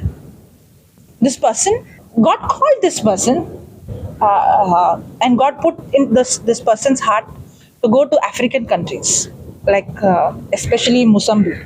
And God put in a heart that I am going to take you. She's a white. She comes from the Western world, but God put in a world that God is going to put her in an African country, and she's going to her life is going to be there. That's a calling. And she goes to that place. She lives there. Even now she lives there, and she begins a ministry work, preaching the gospel. Not only preaching, feeding them, and there are so many things that she saw: people getting healed of HIV, people getting healed of or receiving Christ, and so many things. But in the very beginning, she would walk on the streets. She would, the place is all not like our place. It's all dirty and all garbage and all those things. So she used to walk with a barefoot. You know why? Because every time she would wear slippers, she would see somebody without slippers. So in her heart, she's thinking, oh, I'm a missionary. So how can I wear slippers when somebody else is not wearing? Now, according to her, that is what? Humility. I can, when everybody is not having hot water shower, how can I have hot water shower? When these people are not eating food, how can I have cheese? It is wrong to eat cheese. It's wrong to wear slippers. It is wrong to have hot water shower. And every time she would wear a slipper, she would give it to someone, and she would roam with her barefoot. Now her body is not like them, correct? And there would be like sharp materials, and she would get hurt, and she would get infection. And at one point of time, she reached a level, she became so sick, and she was admitted in the hospital, that she came to a point that there is no more life. She might die anytime. But praise God for God's mercy, she recovered, but she had to come back to her country. And when she came back and she was in a recovery process, she began to ask, Lord, didn't I go there to serve you? Didn't I go there to do your work? And didn't I work hard? Didn't I roam there without slippers? And the Lord asked, who told you to roam there without slippers? But Lord, when everybody is without slippers, how can I be with slippers? I have to give my slippers, no? Then God said, when I am the God who had provided you what you need, you should have believed slippers for everybody and you. That is faith. That is humility. You know what caused her to end up in hospital? Her pride. Because she did not believe in God's provision, she was focusing on, I have to walk without slippers. I have to suffer. I have to. It looks like it's humility, but actually it is pride. How do I know it's pride? The end result is the person is burnt out. How do I know it's pride? The end result is the person has come to a point, I am not eating good food, I am not having hot water shower, I am not wearing shoes, I am not wearing slippers, I am poor like everyone. It sounds spiritually very high, but the root is wrong, because your focus is not on what Jesus did, your focus is on what you are doing every day. But when she understood, she said this, okay? When she understood that God is my provider, that He has provided the whole Musambi and me, she said trucks of shoes came into that village. Trucks of slipper came into the village. Every time you walk in humility, the result is supernatural. Every time you walk in pride, the result is you get burnt out. Maybe everybody will say, oh wow, you did this? Oh, you are a real missionary. That's why you will get your reward. The reward is what? You expect people to appreciate you. You expect people to recognize you. It's subtle. It's very subtle. Pride is very subtle. You expect people to say, wow, you sacrifice, you live on the streets, you walk like a poor man. You are real representation of Christ. Deny yourself. Deny yourself. Denying yourself is not dying to flesh. Dying to flesh is something different. Dying to flesh is you focus on Christ so much, your focus is not on you. Many times, people will say, oh, Jesus was a poor man in this world, so you also have to be poor in this world. Let me ask you a question. How many years Jesus lived in this world? In that, how many years he did ministry? 3. Before that, after that, where is he? In heaven, right? In heaven, the roads are made of gold. If he has to be poor, whole life he has to be poor, 3 years he should be a king. Why is he not living like a beggar in heaven? That means God is a proud God. Why is he having, he should have hut houses. Why is he having roads of gold and pearls and diamonds and rubies in heaven? It should be all hut and what to say, without slippers he should walk there. Without glory he should be there. God did not come here to be poor so that we all will be poor. He became poor so that you and I will never be poor. He became poor to redeem us from poverty. And in fact, even in the storm, he was sleeping in a very nice place, no? Yeah. That means you should have taken the wrong place. That's why he was in comfort, right? The reason he was in comfort, and even the storm did not have any effect, because he was spiritually at rest, knowing who he is, and also he was in a comfortable place. He was having a pillow also. Pillow. Yeah, that's what this is. Yeah. Praise God. In that boat, if there was pillow, it was a hi-fi boat at that time. Correct. Praise God. In today's age, we could be saying it's a yacht. Praise God. So it's not about, in the scripture to support this also, the scripture says, though he was rich, he became poor. That means God is rich. God is not a poor God. He took the form of, he became poor. So that you and I, he took our place. He took our place so that we don't need to remain poor. So humility is not, see, somehow we think, oh, I am serving the poor, I am helping, that's what matters. And the focus is, I am doing all these things. But a humble person knows, I am not the one who's doing, he did. Now the same person goes back. Is she sitting in her place and saying, there is an action required? Humility is, there should be an action. She's not sitting in her country and saying, God will bless Mozambique. She's not saying that. She is going there. But when she's going there, she has an attitude, I am not the one who's going to go and serve them. Christ in me is serving. Did you get that? She is going then and preaching. She is going and living with them. She is going and witnessing to them. But she's not going and lowering self to them, but she's raising them. It's not she, Christ in her, the anointing in her is raising them to what God has for them. There is a big difference. You will not understand this if you don't understand grace. And I see in the ministry, people are getting burnt out. They're trying to work hard. And I know the end result, because when you operate in pride, the result is shame. Maybe now you can see glory, but the result is going to be shame. The result is going to be disaster. Maybe you will get appreciation. People will say, you performed very good. Your drama was very good. The way you spoke was very good. But the result is going to be shame. That's what happened to Nebuchadnezzar. The result was disaster. That's why walking in pride is dangerous. But walking in humility is not performance. See, that's where when we say, oh, I'm in pride, and again we are trying to perform. Walking in humility is not performance. Walking in humility is believing. Walking in humility is rejoicing. Walking in humility is giving thanks. Walking in humility is completely depending on Him and being led by the Spirit of God, where you know God told you to do this. It's not you doing. It's you hearing the voice of God. You being led by the Spirit of God. For example, there is a blind person, okay, and I say, you blind spirit, come out, and I say, receive sight. And the person begins to see. Now, can I say I opened the blind eyes? Even though I laid my hand, I know it's not me. That is humility. That is humility.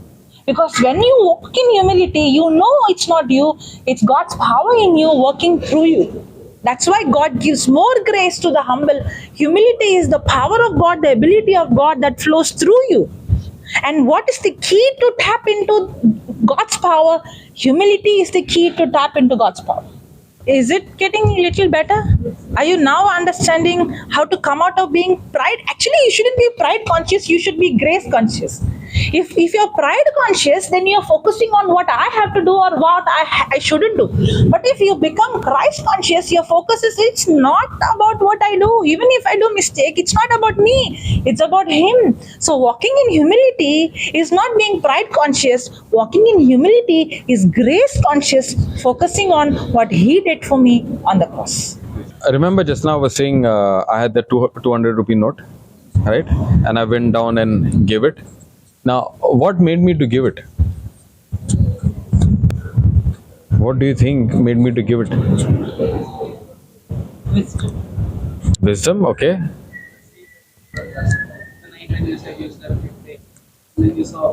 Correct, but something has to. Said, repeat. I didn't get it. Say that again. Make mic. You slept saying the prayer, and that gave you an opportunity in the morning. So you just used the opportunity. So what helped me to go? Then you will say, why you did not say in the mic? I can't hear. Praise God. I had the opportunity, but something has to drive me. See, my action could be right, but the action should be driven by somebody, right? By something. That is called grace. So that means me giving, I'm not looking that as a loss. Me giving is understanding the system, and me giving is actually based on my renewed thinking that I'm already rich. That's why I'm giving. There's no doubt in me that I'm not rich enough to give. Okay, the same example of Jesus lifting up the 5 loaves and 2 fish, right? The first thing he said, I bless this, right? Or another translation says it's Jesus gave thanks. It means the same.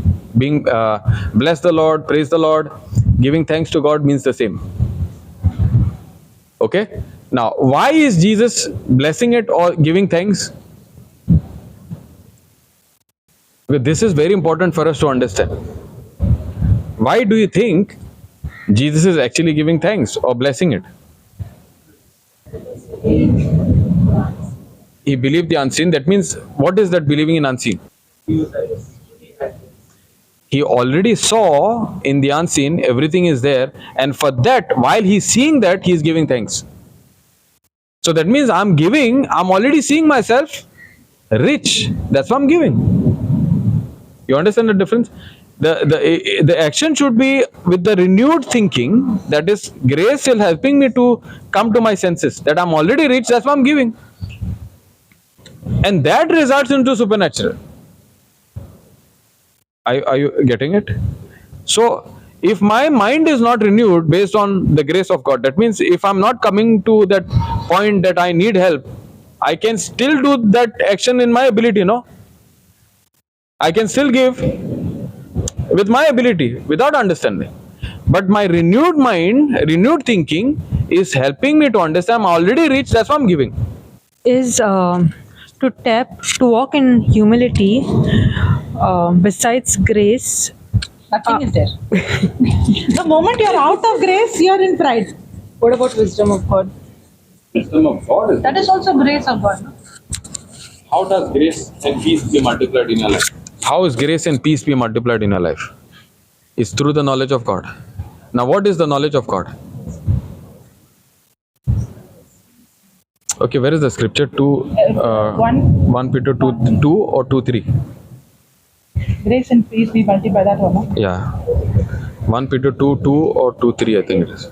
2 Peter, is it? 2 Peter 1:2 or 1 Peter 2:1? 2 Peter put. 2 Peter 1:2. 2 Peter 1:2 read. Grace and peace, that special sense of spiritual well being, be multiplied to you. Grace and peace, that special sense of spiritual well being, be multiplied to you in the truth, intimate knowledge of God and of Jesus our Lord. So that means, other translation says, through the knowledge of God. Peace, grace and peace be multiplied in your life. That means through the knowledge of God, correct? In Christ Jesus. Yes? So, what is the knowledge of God? The wisdom of God. Because through knowledge comes what? The solution to your problem. And the application of that knowledge is called wisdom. According as His power, divine power, that is grace. Where is it? Grace and peace be multiplied unto you through the knowledge of God, of Jesus our Lord, according as His divine power has given unto us all things that pertain unto life and godliness, through the knowledge of Him that has called us to glory and virtue, whereby are given unto us exceeding and great promises, that by these you might be partakers of the divine nature, having escaped the corruption that is in the world through lust. So that means the promise of God is the grace of God. Now these promise of God, the reason you are given this divine promises or the grace of God is for you for two reasons. That you partake in His divine nature. That means you use the wisdom of God and you are partaking in His nature to see supernatural results. And while doing this, you are also escaping the corruption that is in this world or through lust. That means what is seen, what is happening around you, you are able to free yourself from the corruption. That means you are able to escape from the corruption by using grace or tapping into grace. So the knowledge of God is application of the knowledge is the wisdom of God. So grace, it all begin with the grace. Even the Bible says fear of the Lord is the beginning of wisdom. Right?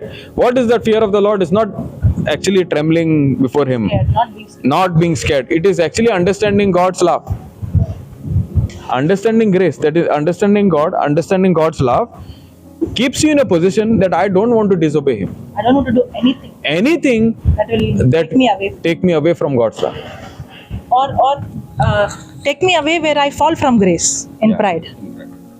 Could you talk more about conviction and could you talk more about conviction and condemnation? What it means in Whenever there is condemnation, the Bible says, if anyone who is in Christ, there is no condemnation. That means condemnation doesn't come from God. The devil is the one who condemns. Whenever there is condemnation, the devil will say, see, you did this, you are a sinner, you are a robber, you are an adulterer, you did this. Many times we think it is God who is telling. We are so taught from childhood that, God, when you go wrong, Holy Spirit, God will always say you are wrong. And somehow we think Holy Spirit's job is to tell us you are wrong every time. Actually, that is not the job of the Holy Spirit. The Holy Spirit has not come to condemn us. He has come to convict us to believe in Jesus. That's why the Bible says the Holy Spirit has come to reprove the world of sin, not sins. Sin, that is unbelief. He has come to convict us that not that we are sinners, but we are righteous. In conviction, now for example, I robbed somebody's money. The devil will say, you're a robber. You did this, see? That's what he did to Judas. See what you did to Jesus. See what you did. You betrayed. Now Judas would have thought God is talking to me in my heart. But actually the devil is. But the truth is, if Judas would have repented, God would have accepted him and forgiven him completely, and he could have yet be a strong apostle of Christ, a disciple of Christ, being a witness that he could have been a good testimony today.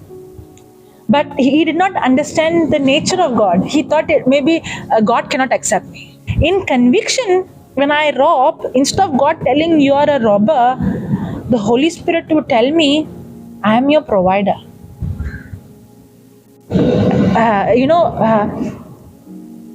If you see any sin, the reason I rob because I did not believe in God's love. The reason I commit adultery, I did not believe in God is the one who has provided me everything that I need. The devil is a liar. When he came to Adam and Eve, God cannot give this to me, but I can give you. That's the lie that we all get convinced.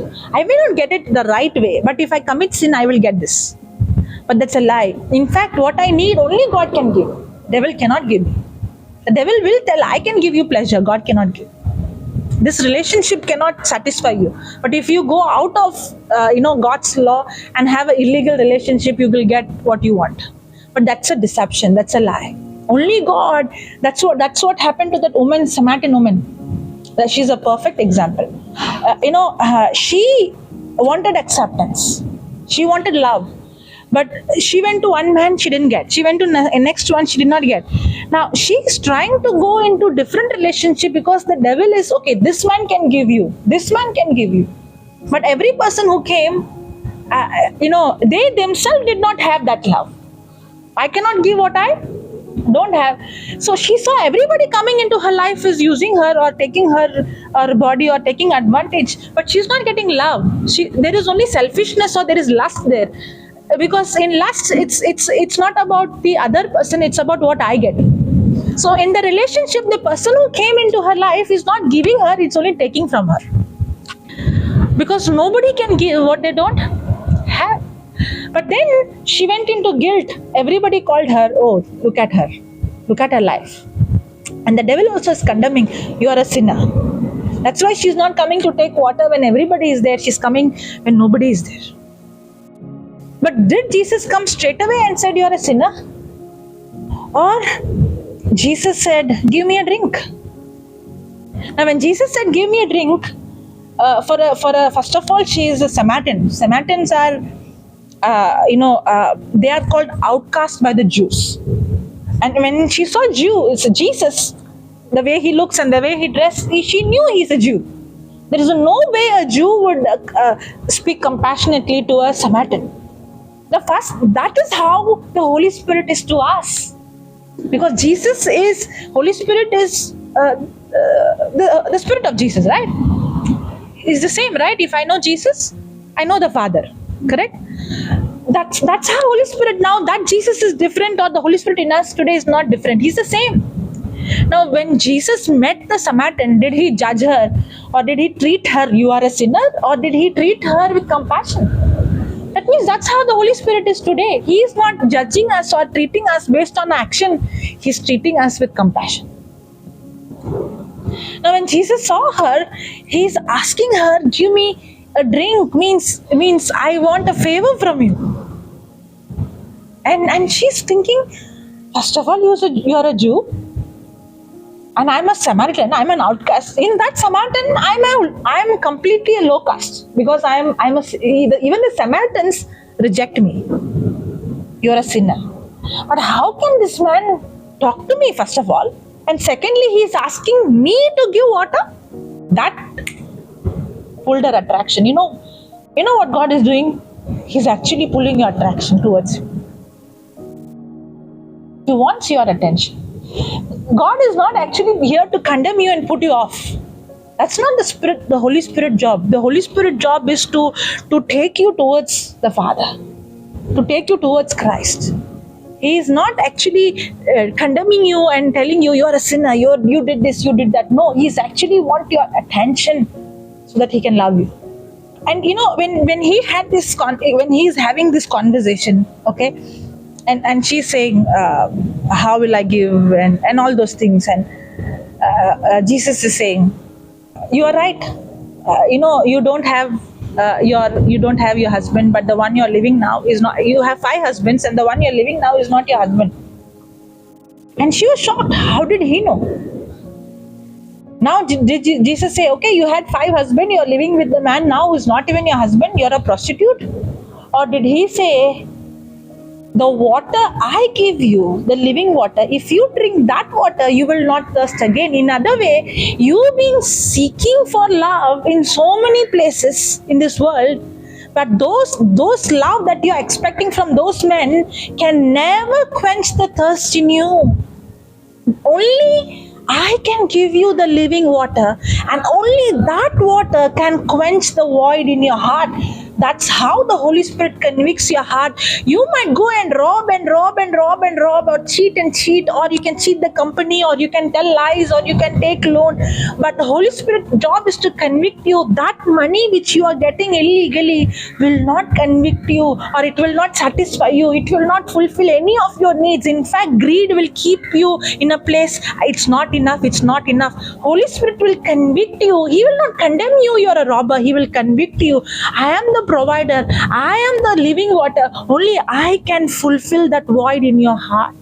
I come to a place where I realize I don't need to rob. You know why? Because my Father loves me, and I do not lack anything.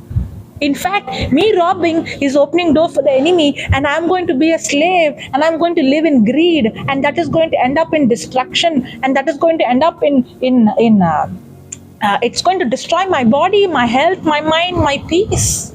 So Holy Spirit is not going to condemn me, but He's going to convict me and make me realize that what I have in Christ is enough.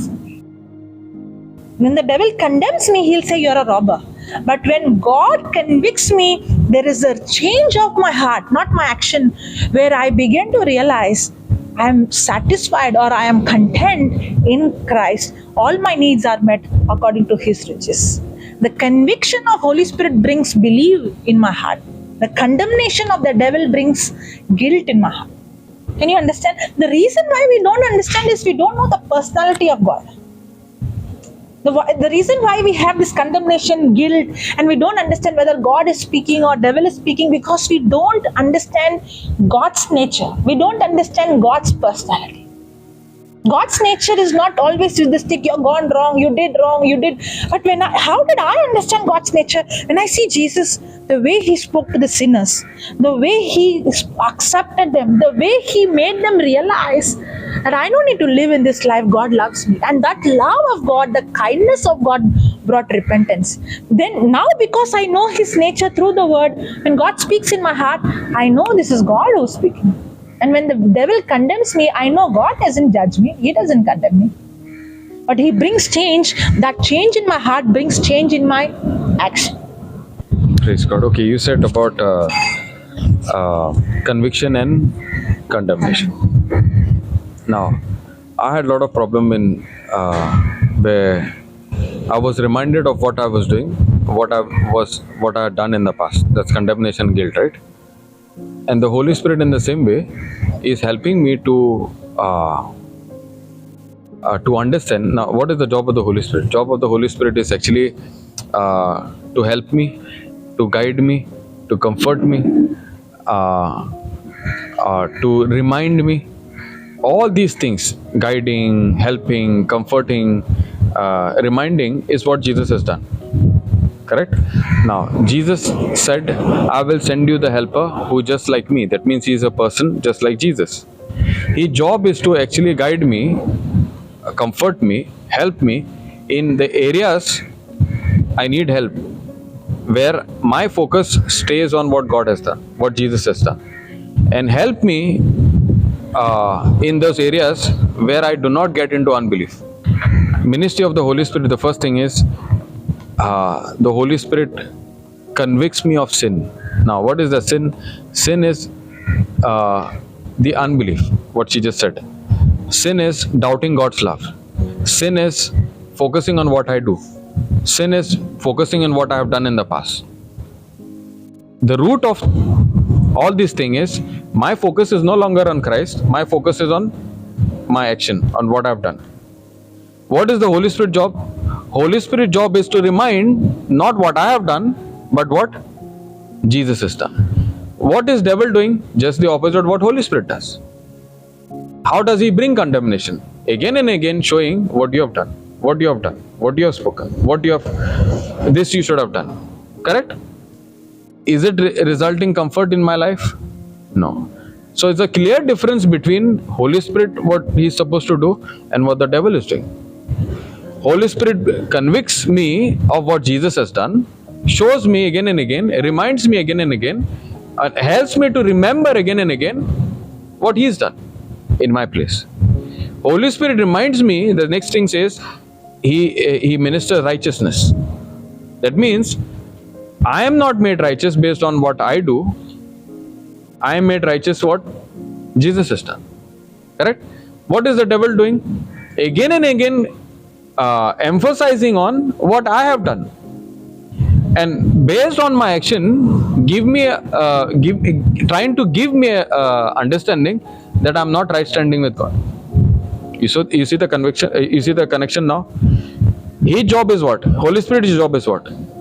Again and again help me in the areas where I'm falling. Why I'm falling? Because I'm not focusing on Jesus. Why I'm falling? Because I'm not taking the help of grace.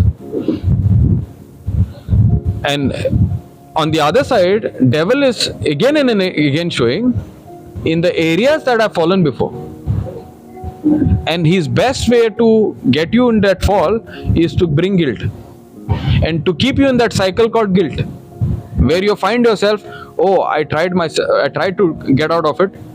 I may get out of it or may not get into that action for some time, but again find myself doing the same thing. That means now again your breakthrough or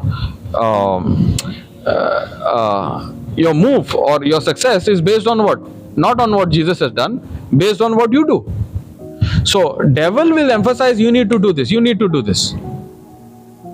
But what Holy Spirit is convicting me? Focus on what Jesus has done. Focus on reminding out what Jesus has done. There's a clear distinction.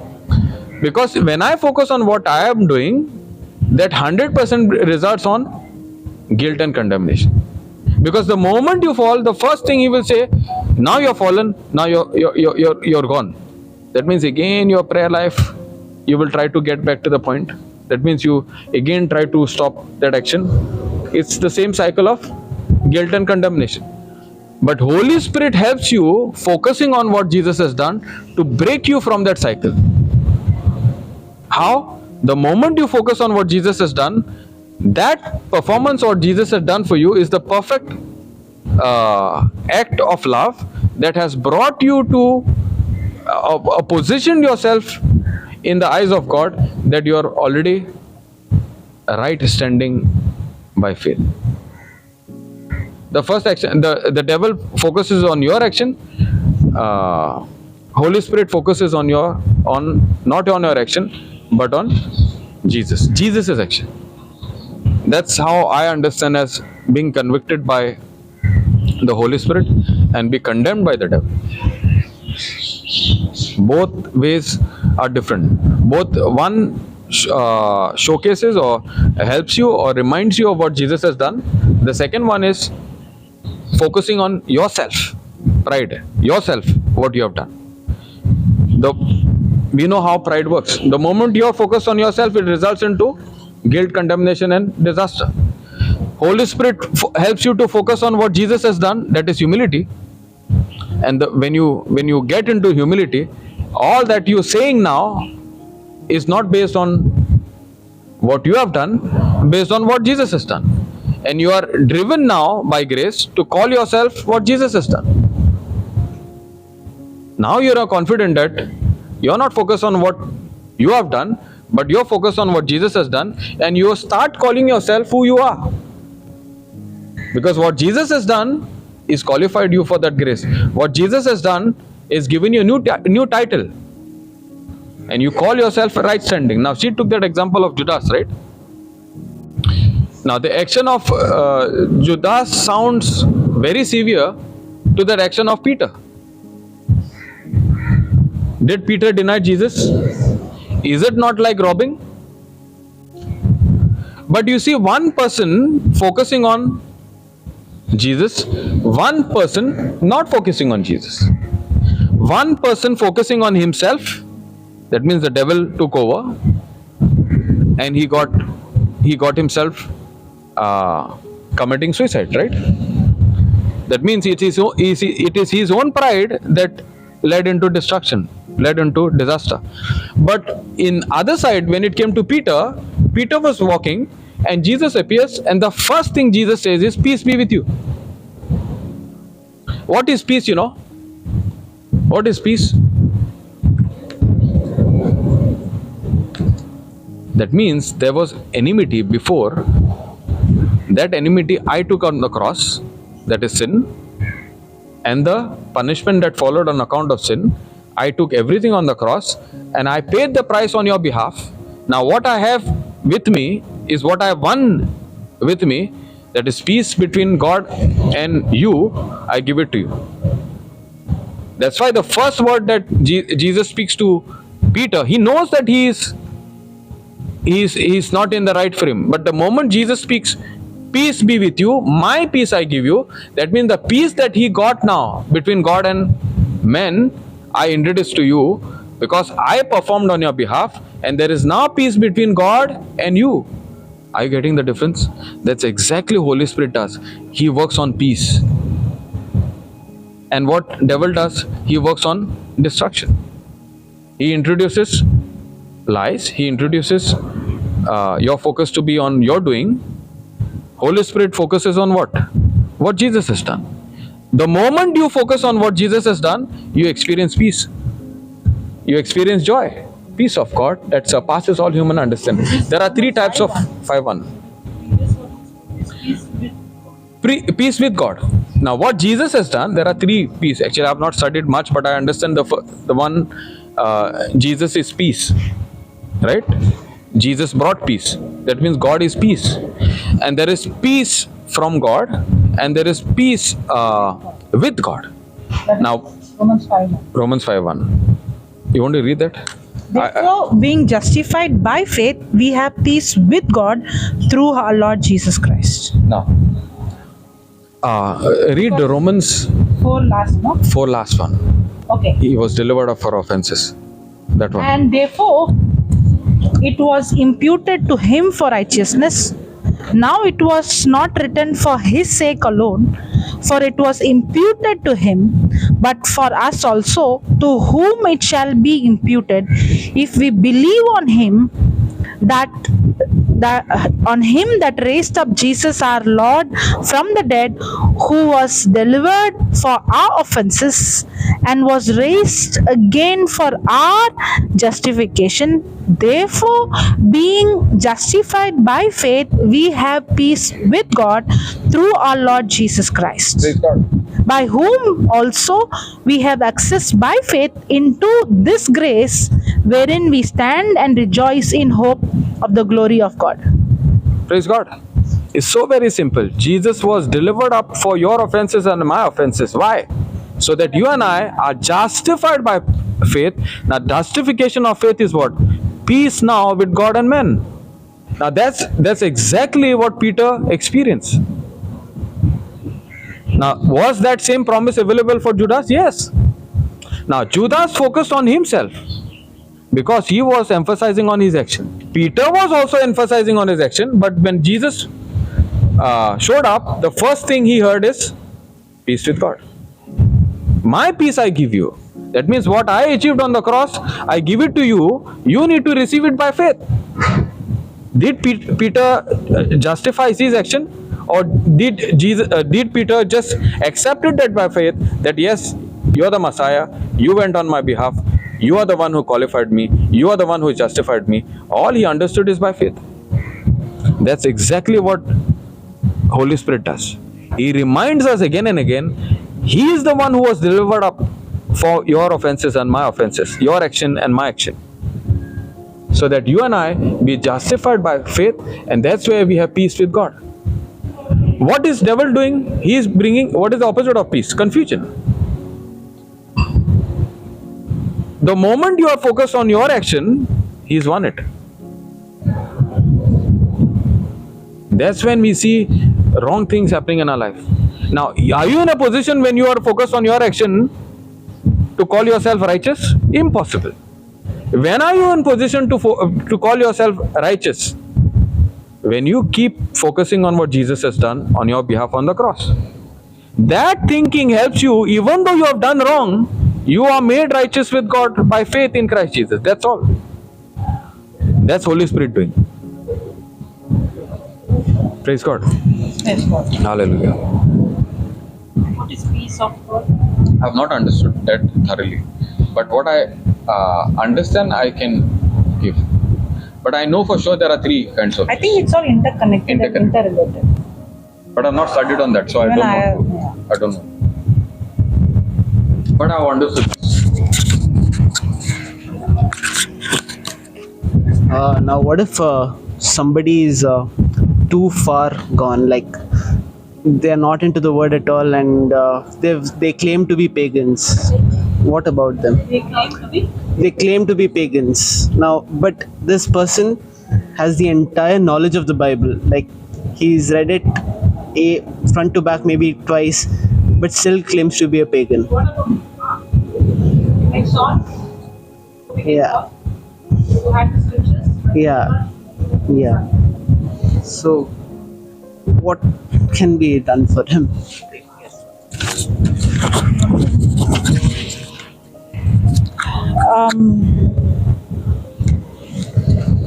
There is no difference. Everybody needs salvation. Every person needs salvation. First, you have to remember, more than I want a person to be saved, God wants us to save. Because the grace of God has appeared to all men. Jesus died for all of us. It is not we who go in search of Him, it is He who has come in search of every one of us. Now, many times we see somebody and we have this in our heart, this person has to be saved. I believe that desire comes from God. It's God's desire that is put in our heart. And the Bible says when you do not know how to pray, what to pray, Holy Spirit Himself helps you to pray. Now we have to understand this system. Many times when we speak to the mountain, do not speak the seen, speak the unseen. We think prayer is not needed. Even today when we started, she said, let's pray. I said, oh, it's okay. Now you might think, oh, you don't need to pray. The definition of what you think prayer is and the definition of what I think prayer is different. According to you, prayer means we all have to close our eyes. We have to be in a certain posture. We all have to speak in a certain tone. Sometimes I see the moment they preach the tone, the accent, everything changes. You have to use a certain language, a certain flow. And somehow I feel that's not how God is. You don't need to be formal. You should know that He is a person who is a real person and He wants a relationship with us. You know why I said no need to pray? It's not that in my mind prayer is not important. But according to me, we talking together about Him itself is prayer. I know, because He said, when two or three are gathered in my name, I'm in your midst. I know He is in my midst. I'm praising Him, I'm worshipping Him, I'm thanking Him, I'm glorifying Him, I'm talking about Him. For you, maybe that's not prayer, because for you, prayer is, do thanksgiving prayer, do opening prayer, do this prayer. And somehow, deep in my heart, I want to break all these things and come out of all these sets of rules and regulations. It's all our sets and rules and regulation is what is hindering the grace of God to manifest. Okay, let me come to the point. It is God who puts in your heart when you see a person really not knowing Christ, you want that person to come to Christ. But we have to understand how the system works. The first thing I have to understand is God is more willing than me. God is more interested than me. And God knew how to bring that person. And God also works through people. The devil also works through people. God works through people. God works through relationship. That's why I need wisdom. And that's why I have a helper. And that's why God has given me the helper, the Holy Spirit, to pray the perfect prayer when I don't know how to pray and what to pray. So the first thing I have to do is I have to start praying in tongues for that person. Secondly, the Bible, Jesus said, pray for laborers. when I say pray for laborers, everybody has different laborers. There are some places where we go. I see some youngsters easily get connected to Brother Jude. He has superbike. Some people get connected to him. Oh, you have superbike? And then they like to talk to him, and then they start talking to him. And then he starts speaking, and then slowly he began to share his testimony. But the same person, I can't talk because the person did not say anything that that person can connect to me. But there's certain people, when I share my testimony or not even testimony, I have seen people thinking the parents, oh, that preacher is coming to our home, so that the child is already prepared. Oh, preacher, let me be away. And the parents would tell me, you have to talk to my son. You have to talk to my. And somehow the preachers have an attitude of going and nagging, going behind and talking. I'm against it. Means I don't like it. And I had to tell the parent, please don't come in between what the Lord is doing. I'm not going to nag your daughter, or I'm not going to nag your son. First of all, that person should be my friend. Correct? And I should not go behind. The anointing in me should attract that person towards, not me, but Christ in me. That means God wants to work through me, but it's my own pride that is hindering God not to work, because I'm using my human wisdom, going and pushing myself. That's why when universally preachers are boring people. Preachers will come, you should not wear jeans, you should not wear sleeveless, you should not put tattoos, you should come for mass like this, you should not talk to your parents like this. Even I was like that. I would get irritated when I see these people coming with all the advice. You keep your advice with yourself. It does make sense for me. It does make sense for me. Even I can't, even now, if somebody come with their philosophy advice, I'll say, you keep your philosophy. Yeah. I don't agree even now. Even now, I cannot tolerate that kind of thing. And I have seen many places that there are some places where I had to stay for a few days to do ministry work. I have seen they getting attracted to me. Hey, she's not like pray before meal. She's not like that. In certain getting up early in the morning. She's just like me. She forgets sometimes. She sometimes make mistakes. There is no difference between me and her, and that attracts that person. That means I can be like a normal person, but yet see the power of God. But when she opens her mouth, I see the blind eyes opening, and it is not boring, it's fun. That means that the youth want something practical. You don't come with advice. Show me something that is practical. Don't come with all your theology. Show me something that I can see result. And actually the word of God is not boring. People made it boring. Sorry to say, we made it boring. But Jesus is not boring. In fact, it was fun around to be with Jesus. It's not about hallelujah, praise the Lord. That's how we think, right? That's what kept us away from retreats. That's what kept us away from Christ. That's what kept us away from the word. But it is not so. That means there are laborers that God knew will attract that person. I'm not the laborer. In my house, if I go and tell Jesus, they say, hey, Veena, I know you. All your rank at 0, 0. What you are telling Jesus? Correct? But God knew whom to put in my family member's life. Everybody I see, in the beginning I used to have this mindset, everybody I see I have to go and share Jesus. But now I realize I am not the laborer for everyone. Jesus did not go to Samaria and he said, okay, I have one day I have to meet everybody and I have to touch everybody. I have to go. Thank God Jesus was not like us. We do that. Oh, I got my chance today, whole day. I'm going to talk everybody, grab everybody, pull everybody. Jesus did not do that. He only went to the one who the Father led him. And that also, he's not like, okay, praise the Lord. He did not start like that. He said, he did not say, okay, let's start with a prayer. Casually, he started, give me a drink. He started a conversation. But still, there is a miracle happening there. But still, Jesus is attracting her towards the Father.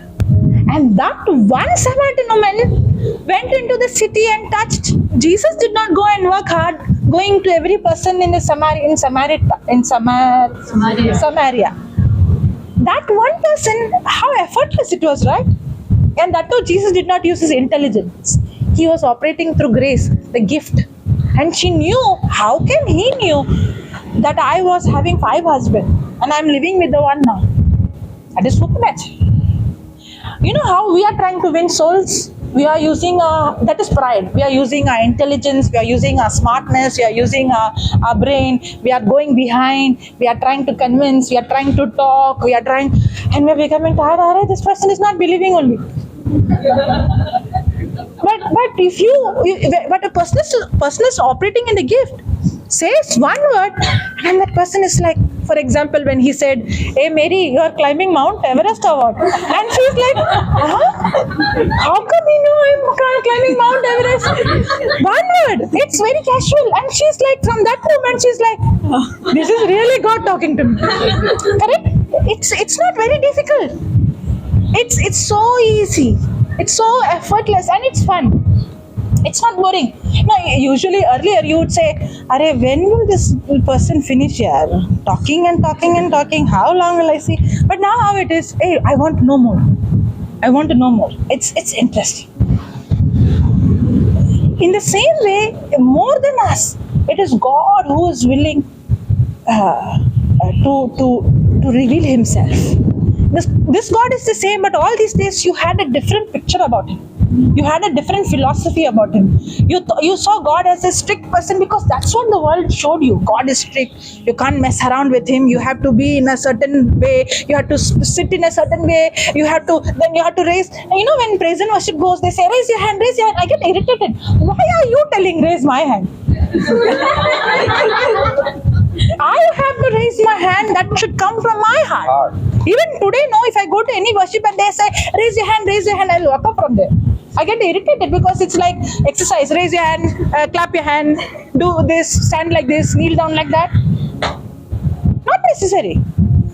That is not how. They are misinterpreting real God to us. But when you do it from your heart, you will raise your hand, which comes from your heart. You will kneel down, that will come from your heart. You know what? Why I'm saying this? When you begin to know who Christ is, and when you have an intimacy, you will carry His presence. You will not even nag a person. You will not even go run behind, grab people and try to force things. And they see you from far. Oh my God, he's coming here. That's it. Another 1 hour I had to sit like that. Yeah. You'll run away from that person. You know why? That person is nagging and trying to push himself, or trying to promote himself, or trying to irritate you. But when you don't focus on that, when you focus on your relationship, the anointing in you will change the people in your family. In fact, those people will come to you and ask you, is there something different about you? I want what you have.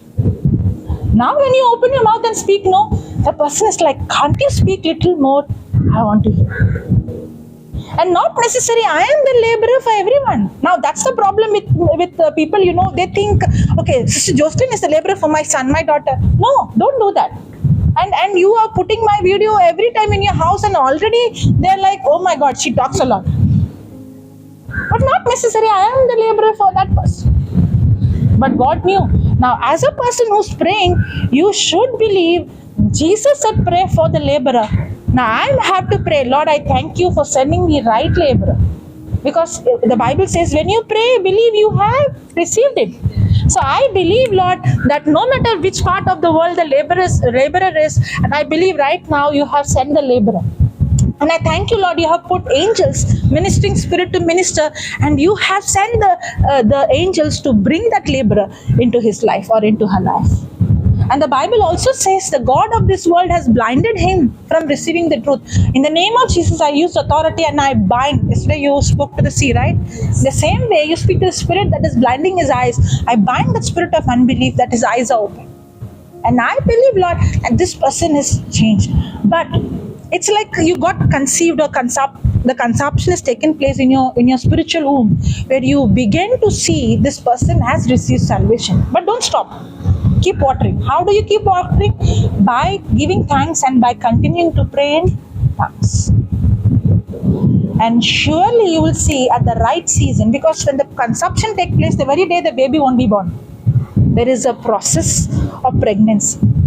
The day, in the process of pregnancy, you can't see the baby, but the baby is still there. The same way, the moment you started believing for a person to receive salvation, the pregnancy has begun. The delivery is going to be soon. You don't know when. But you don't abort the baby by speaking unbelief. Praise God. Got the answer? The thing is that God is the creator, so obviously he created Lucifer also. If Lucifer changed and became the devil, God could have destroyed him, made him non-existent. Why did he let Lucifer continue doing his thing? I think there is nothing called non-existence. Everything created is going to be there forever. There's nothing called nullified, zero. The moment he rebelled, he lost everything. God did not give him any power. But Lucifer was very, very subtle. He came man to man. He did not try to kill man, but he came to deceive man. I don't understand everything of it behind it, because we understand things in partial. God did not give him any power. In fact, he was powerless. But the devil came very subtly to deceive man to get what he wanted, because he lost it. He lost it, or in other way to say, he rebelled. He came against God, and God's nature is such, he will not destroy if something is wrong. That's God's nature. God's nature is not like, only if you are according to my will you will live, otherwise you will die. No.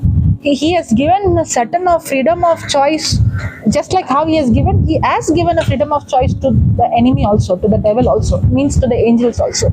So they have the freedom to choose whether they have to agree with God or rebel God. And there is a consequences of to rebel. And God did create a place for them, that's hell, that is not for us. But we also rebel, joining with the devil, and we are going into the place where God created for them, not for us. That's our wrong choice or our wrong decision. Again, I would say I don't understand everything of God's action, because we learn, it's like dots. When we were small, we had this book where we had dots. I like that game very much. One of the reasons there is no alphabets or numbers in that. Anything with alphabets, numbers, I was away. And in this, there is no alphabet, so I liked it. It's only dots. And you have to connect. There are numbers also, but it's not difficult. I had to just connect the next number. As you begin to connect, you can begin to see the eyes, or you can see a tail, and then slowly, it's animal, it's it can be a cat or dog, and then the picture becomes clear and clear. That's how our relationship with God is. That's how the Holy Spirit is. He begins to connect dot by dot by dot, where the picture becomes clearer and clearer and clearer. In all this, I know one thing: God is a good God. God is a master planner. God is beyond my imagination and understanding. And when I have that in my heart, I know everything is happening from a heart of humility, a heart of love. And it's not that I will never understand, but I'm in a process of understanding it step by step. Yeah. The one that you said, right, about dating, does it apply to the same person who's in law? Yeah, everyone. Yeah. Because Paul, when he was Saul, he was a Pharisee. In fact, he was a scholar in the law. What actually kept him away from Christ is, he thought, I have right standing with God. I'm blameless because I kept all the law. That was hindering him to receive grace. But then as I already said, it is not I who's going in search of God, it's God who's coming in search of me. God was constantly speaking to him through various people, even through Stephen, who was martyred. And that's why Jesus said, why are you what is that, pricking, what word he used, kick the prick. He said, why are you kicking the prick? Means what? I'm the one who's trying to tell you that I'm the Messiah. I'm the one who's trying to convict your heart. Why are you kicking the prick? Means why are you coming against my conviction? And Saul had an encounter with Christ. That's how he became Paul. In fact, more than all of us, God is the one who wants to have an encounter with us. But it is we who's kicking the prick. It's we who's avoiding, or it is we who are running. But the day we respond, the day we agree, or the day we give our attention, that's when we humble ourselves. The position of humility is the position where grace begins to manifest in our life. Somehow this mindset is, I have to hear. That is also law mindset, It's not about how much you hear. When I see the disciples, they did not have YouTube teaching. They did not have long hours of sermons. They did not have. It's not about how much you keep on hearing. It's about how much sensitive you are of what you hear. I can hear in a day 16 hours, and I can see no result in my life. I can hear 1 hour, and the whole day I'm pondering, thinking, meditating, chewing, and talking to God as I'm doing other work, and God speaking to me through examples, through people, and I can be sensitive. And that 1 hour what I heard can bring result, that can change, that can bring. One of the reasons I think people run away is, if you go to JCILM, you have to hear the word for hours and hours and hours and hours. Possible. Stops people from hearing. It's 2 hours, 3 hours. Somehow we have to break all those things and come out and enjoy our life with Christ. And that's when we begin to see, wherever we go, we begin to see supernatural. When you walk by grace, you will never see natural result. When you walk by grace, we will always see supernatural result. Even when we walk, like how Peter walked, people did not go, in the name of Jesus. He just walked in, the shadow cast and people got healed. It's so effortless. Why such result Peter saw? Because it was not what Peter has to do. It was the relationship Peter had, that the grace of God is the power of God began to manifest through him. And that power, that's why when Jesus went to a house, the house was full. They had to open the roof and send a man inside. That's what the anointing will do. You don't need to go behind. You don't need to work hard. The power of God will attract people. It's not attracting towards me. It's attracting towards him. You will not come to seek somebody, this preacher. No. You'll come to a place, I want to seek Jesus. Praise God. Thank you, Jesus.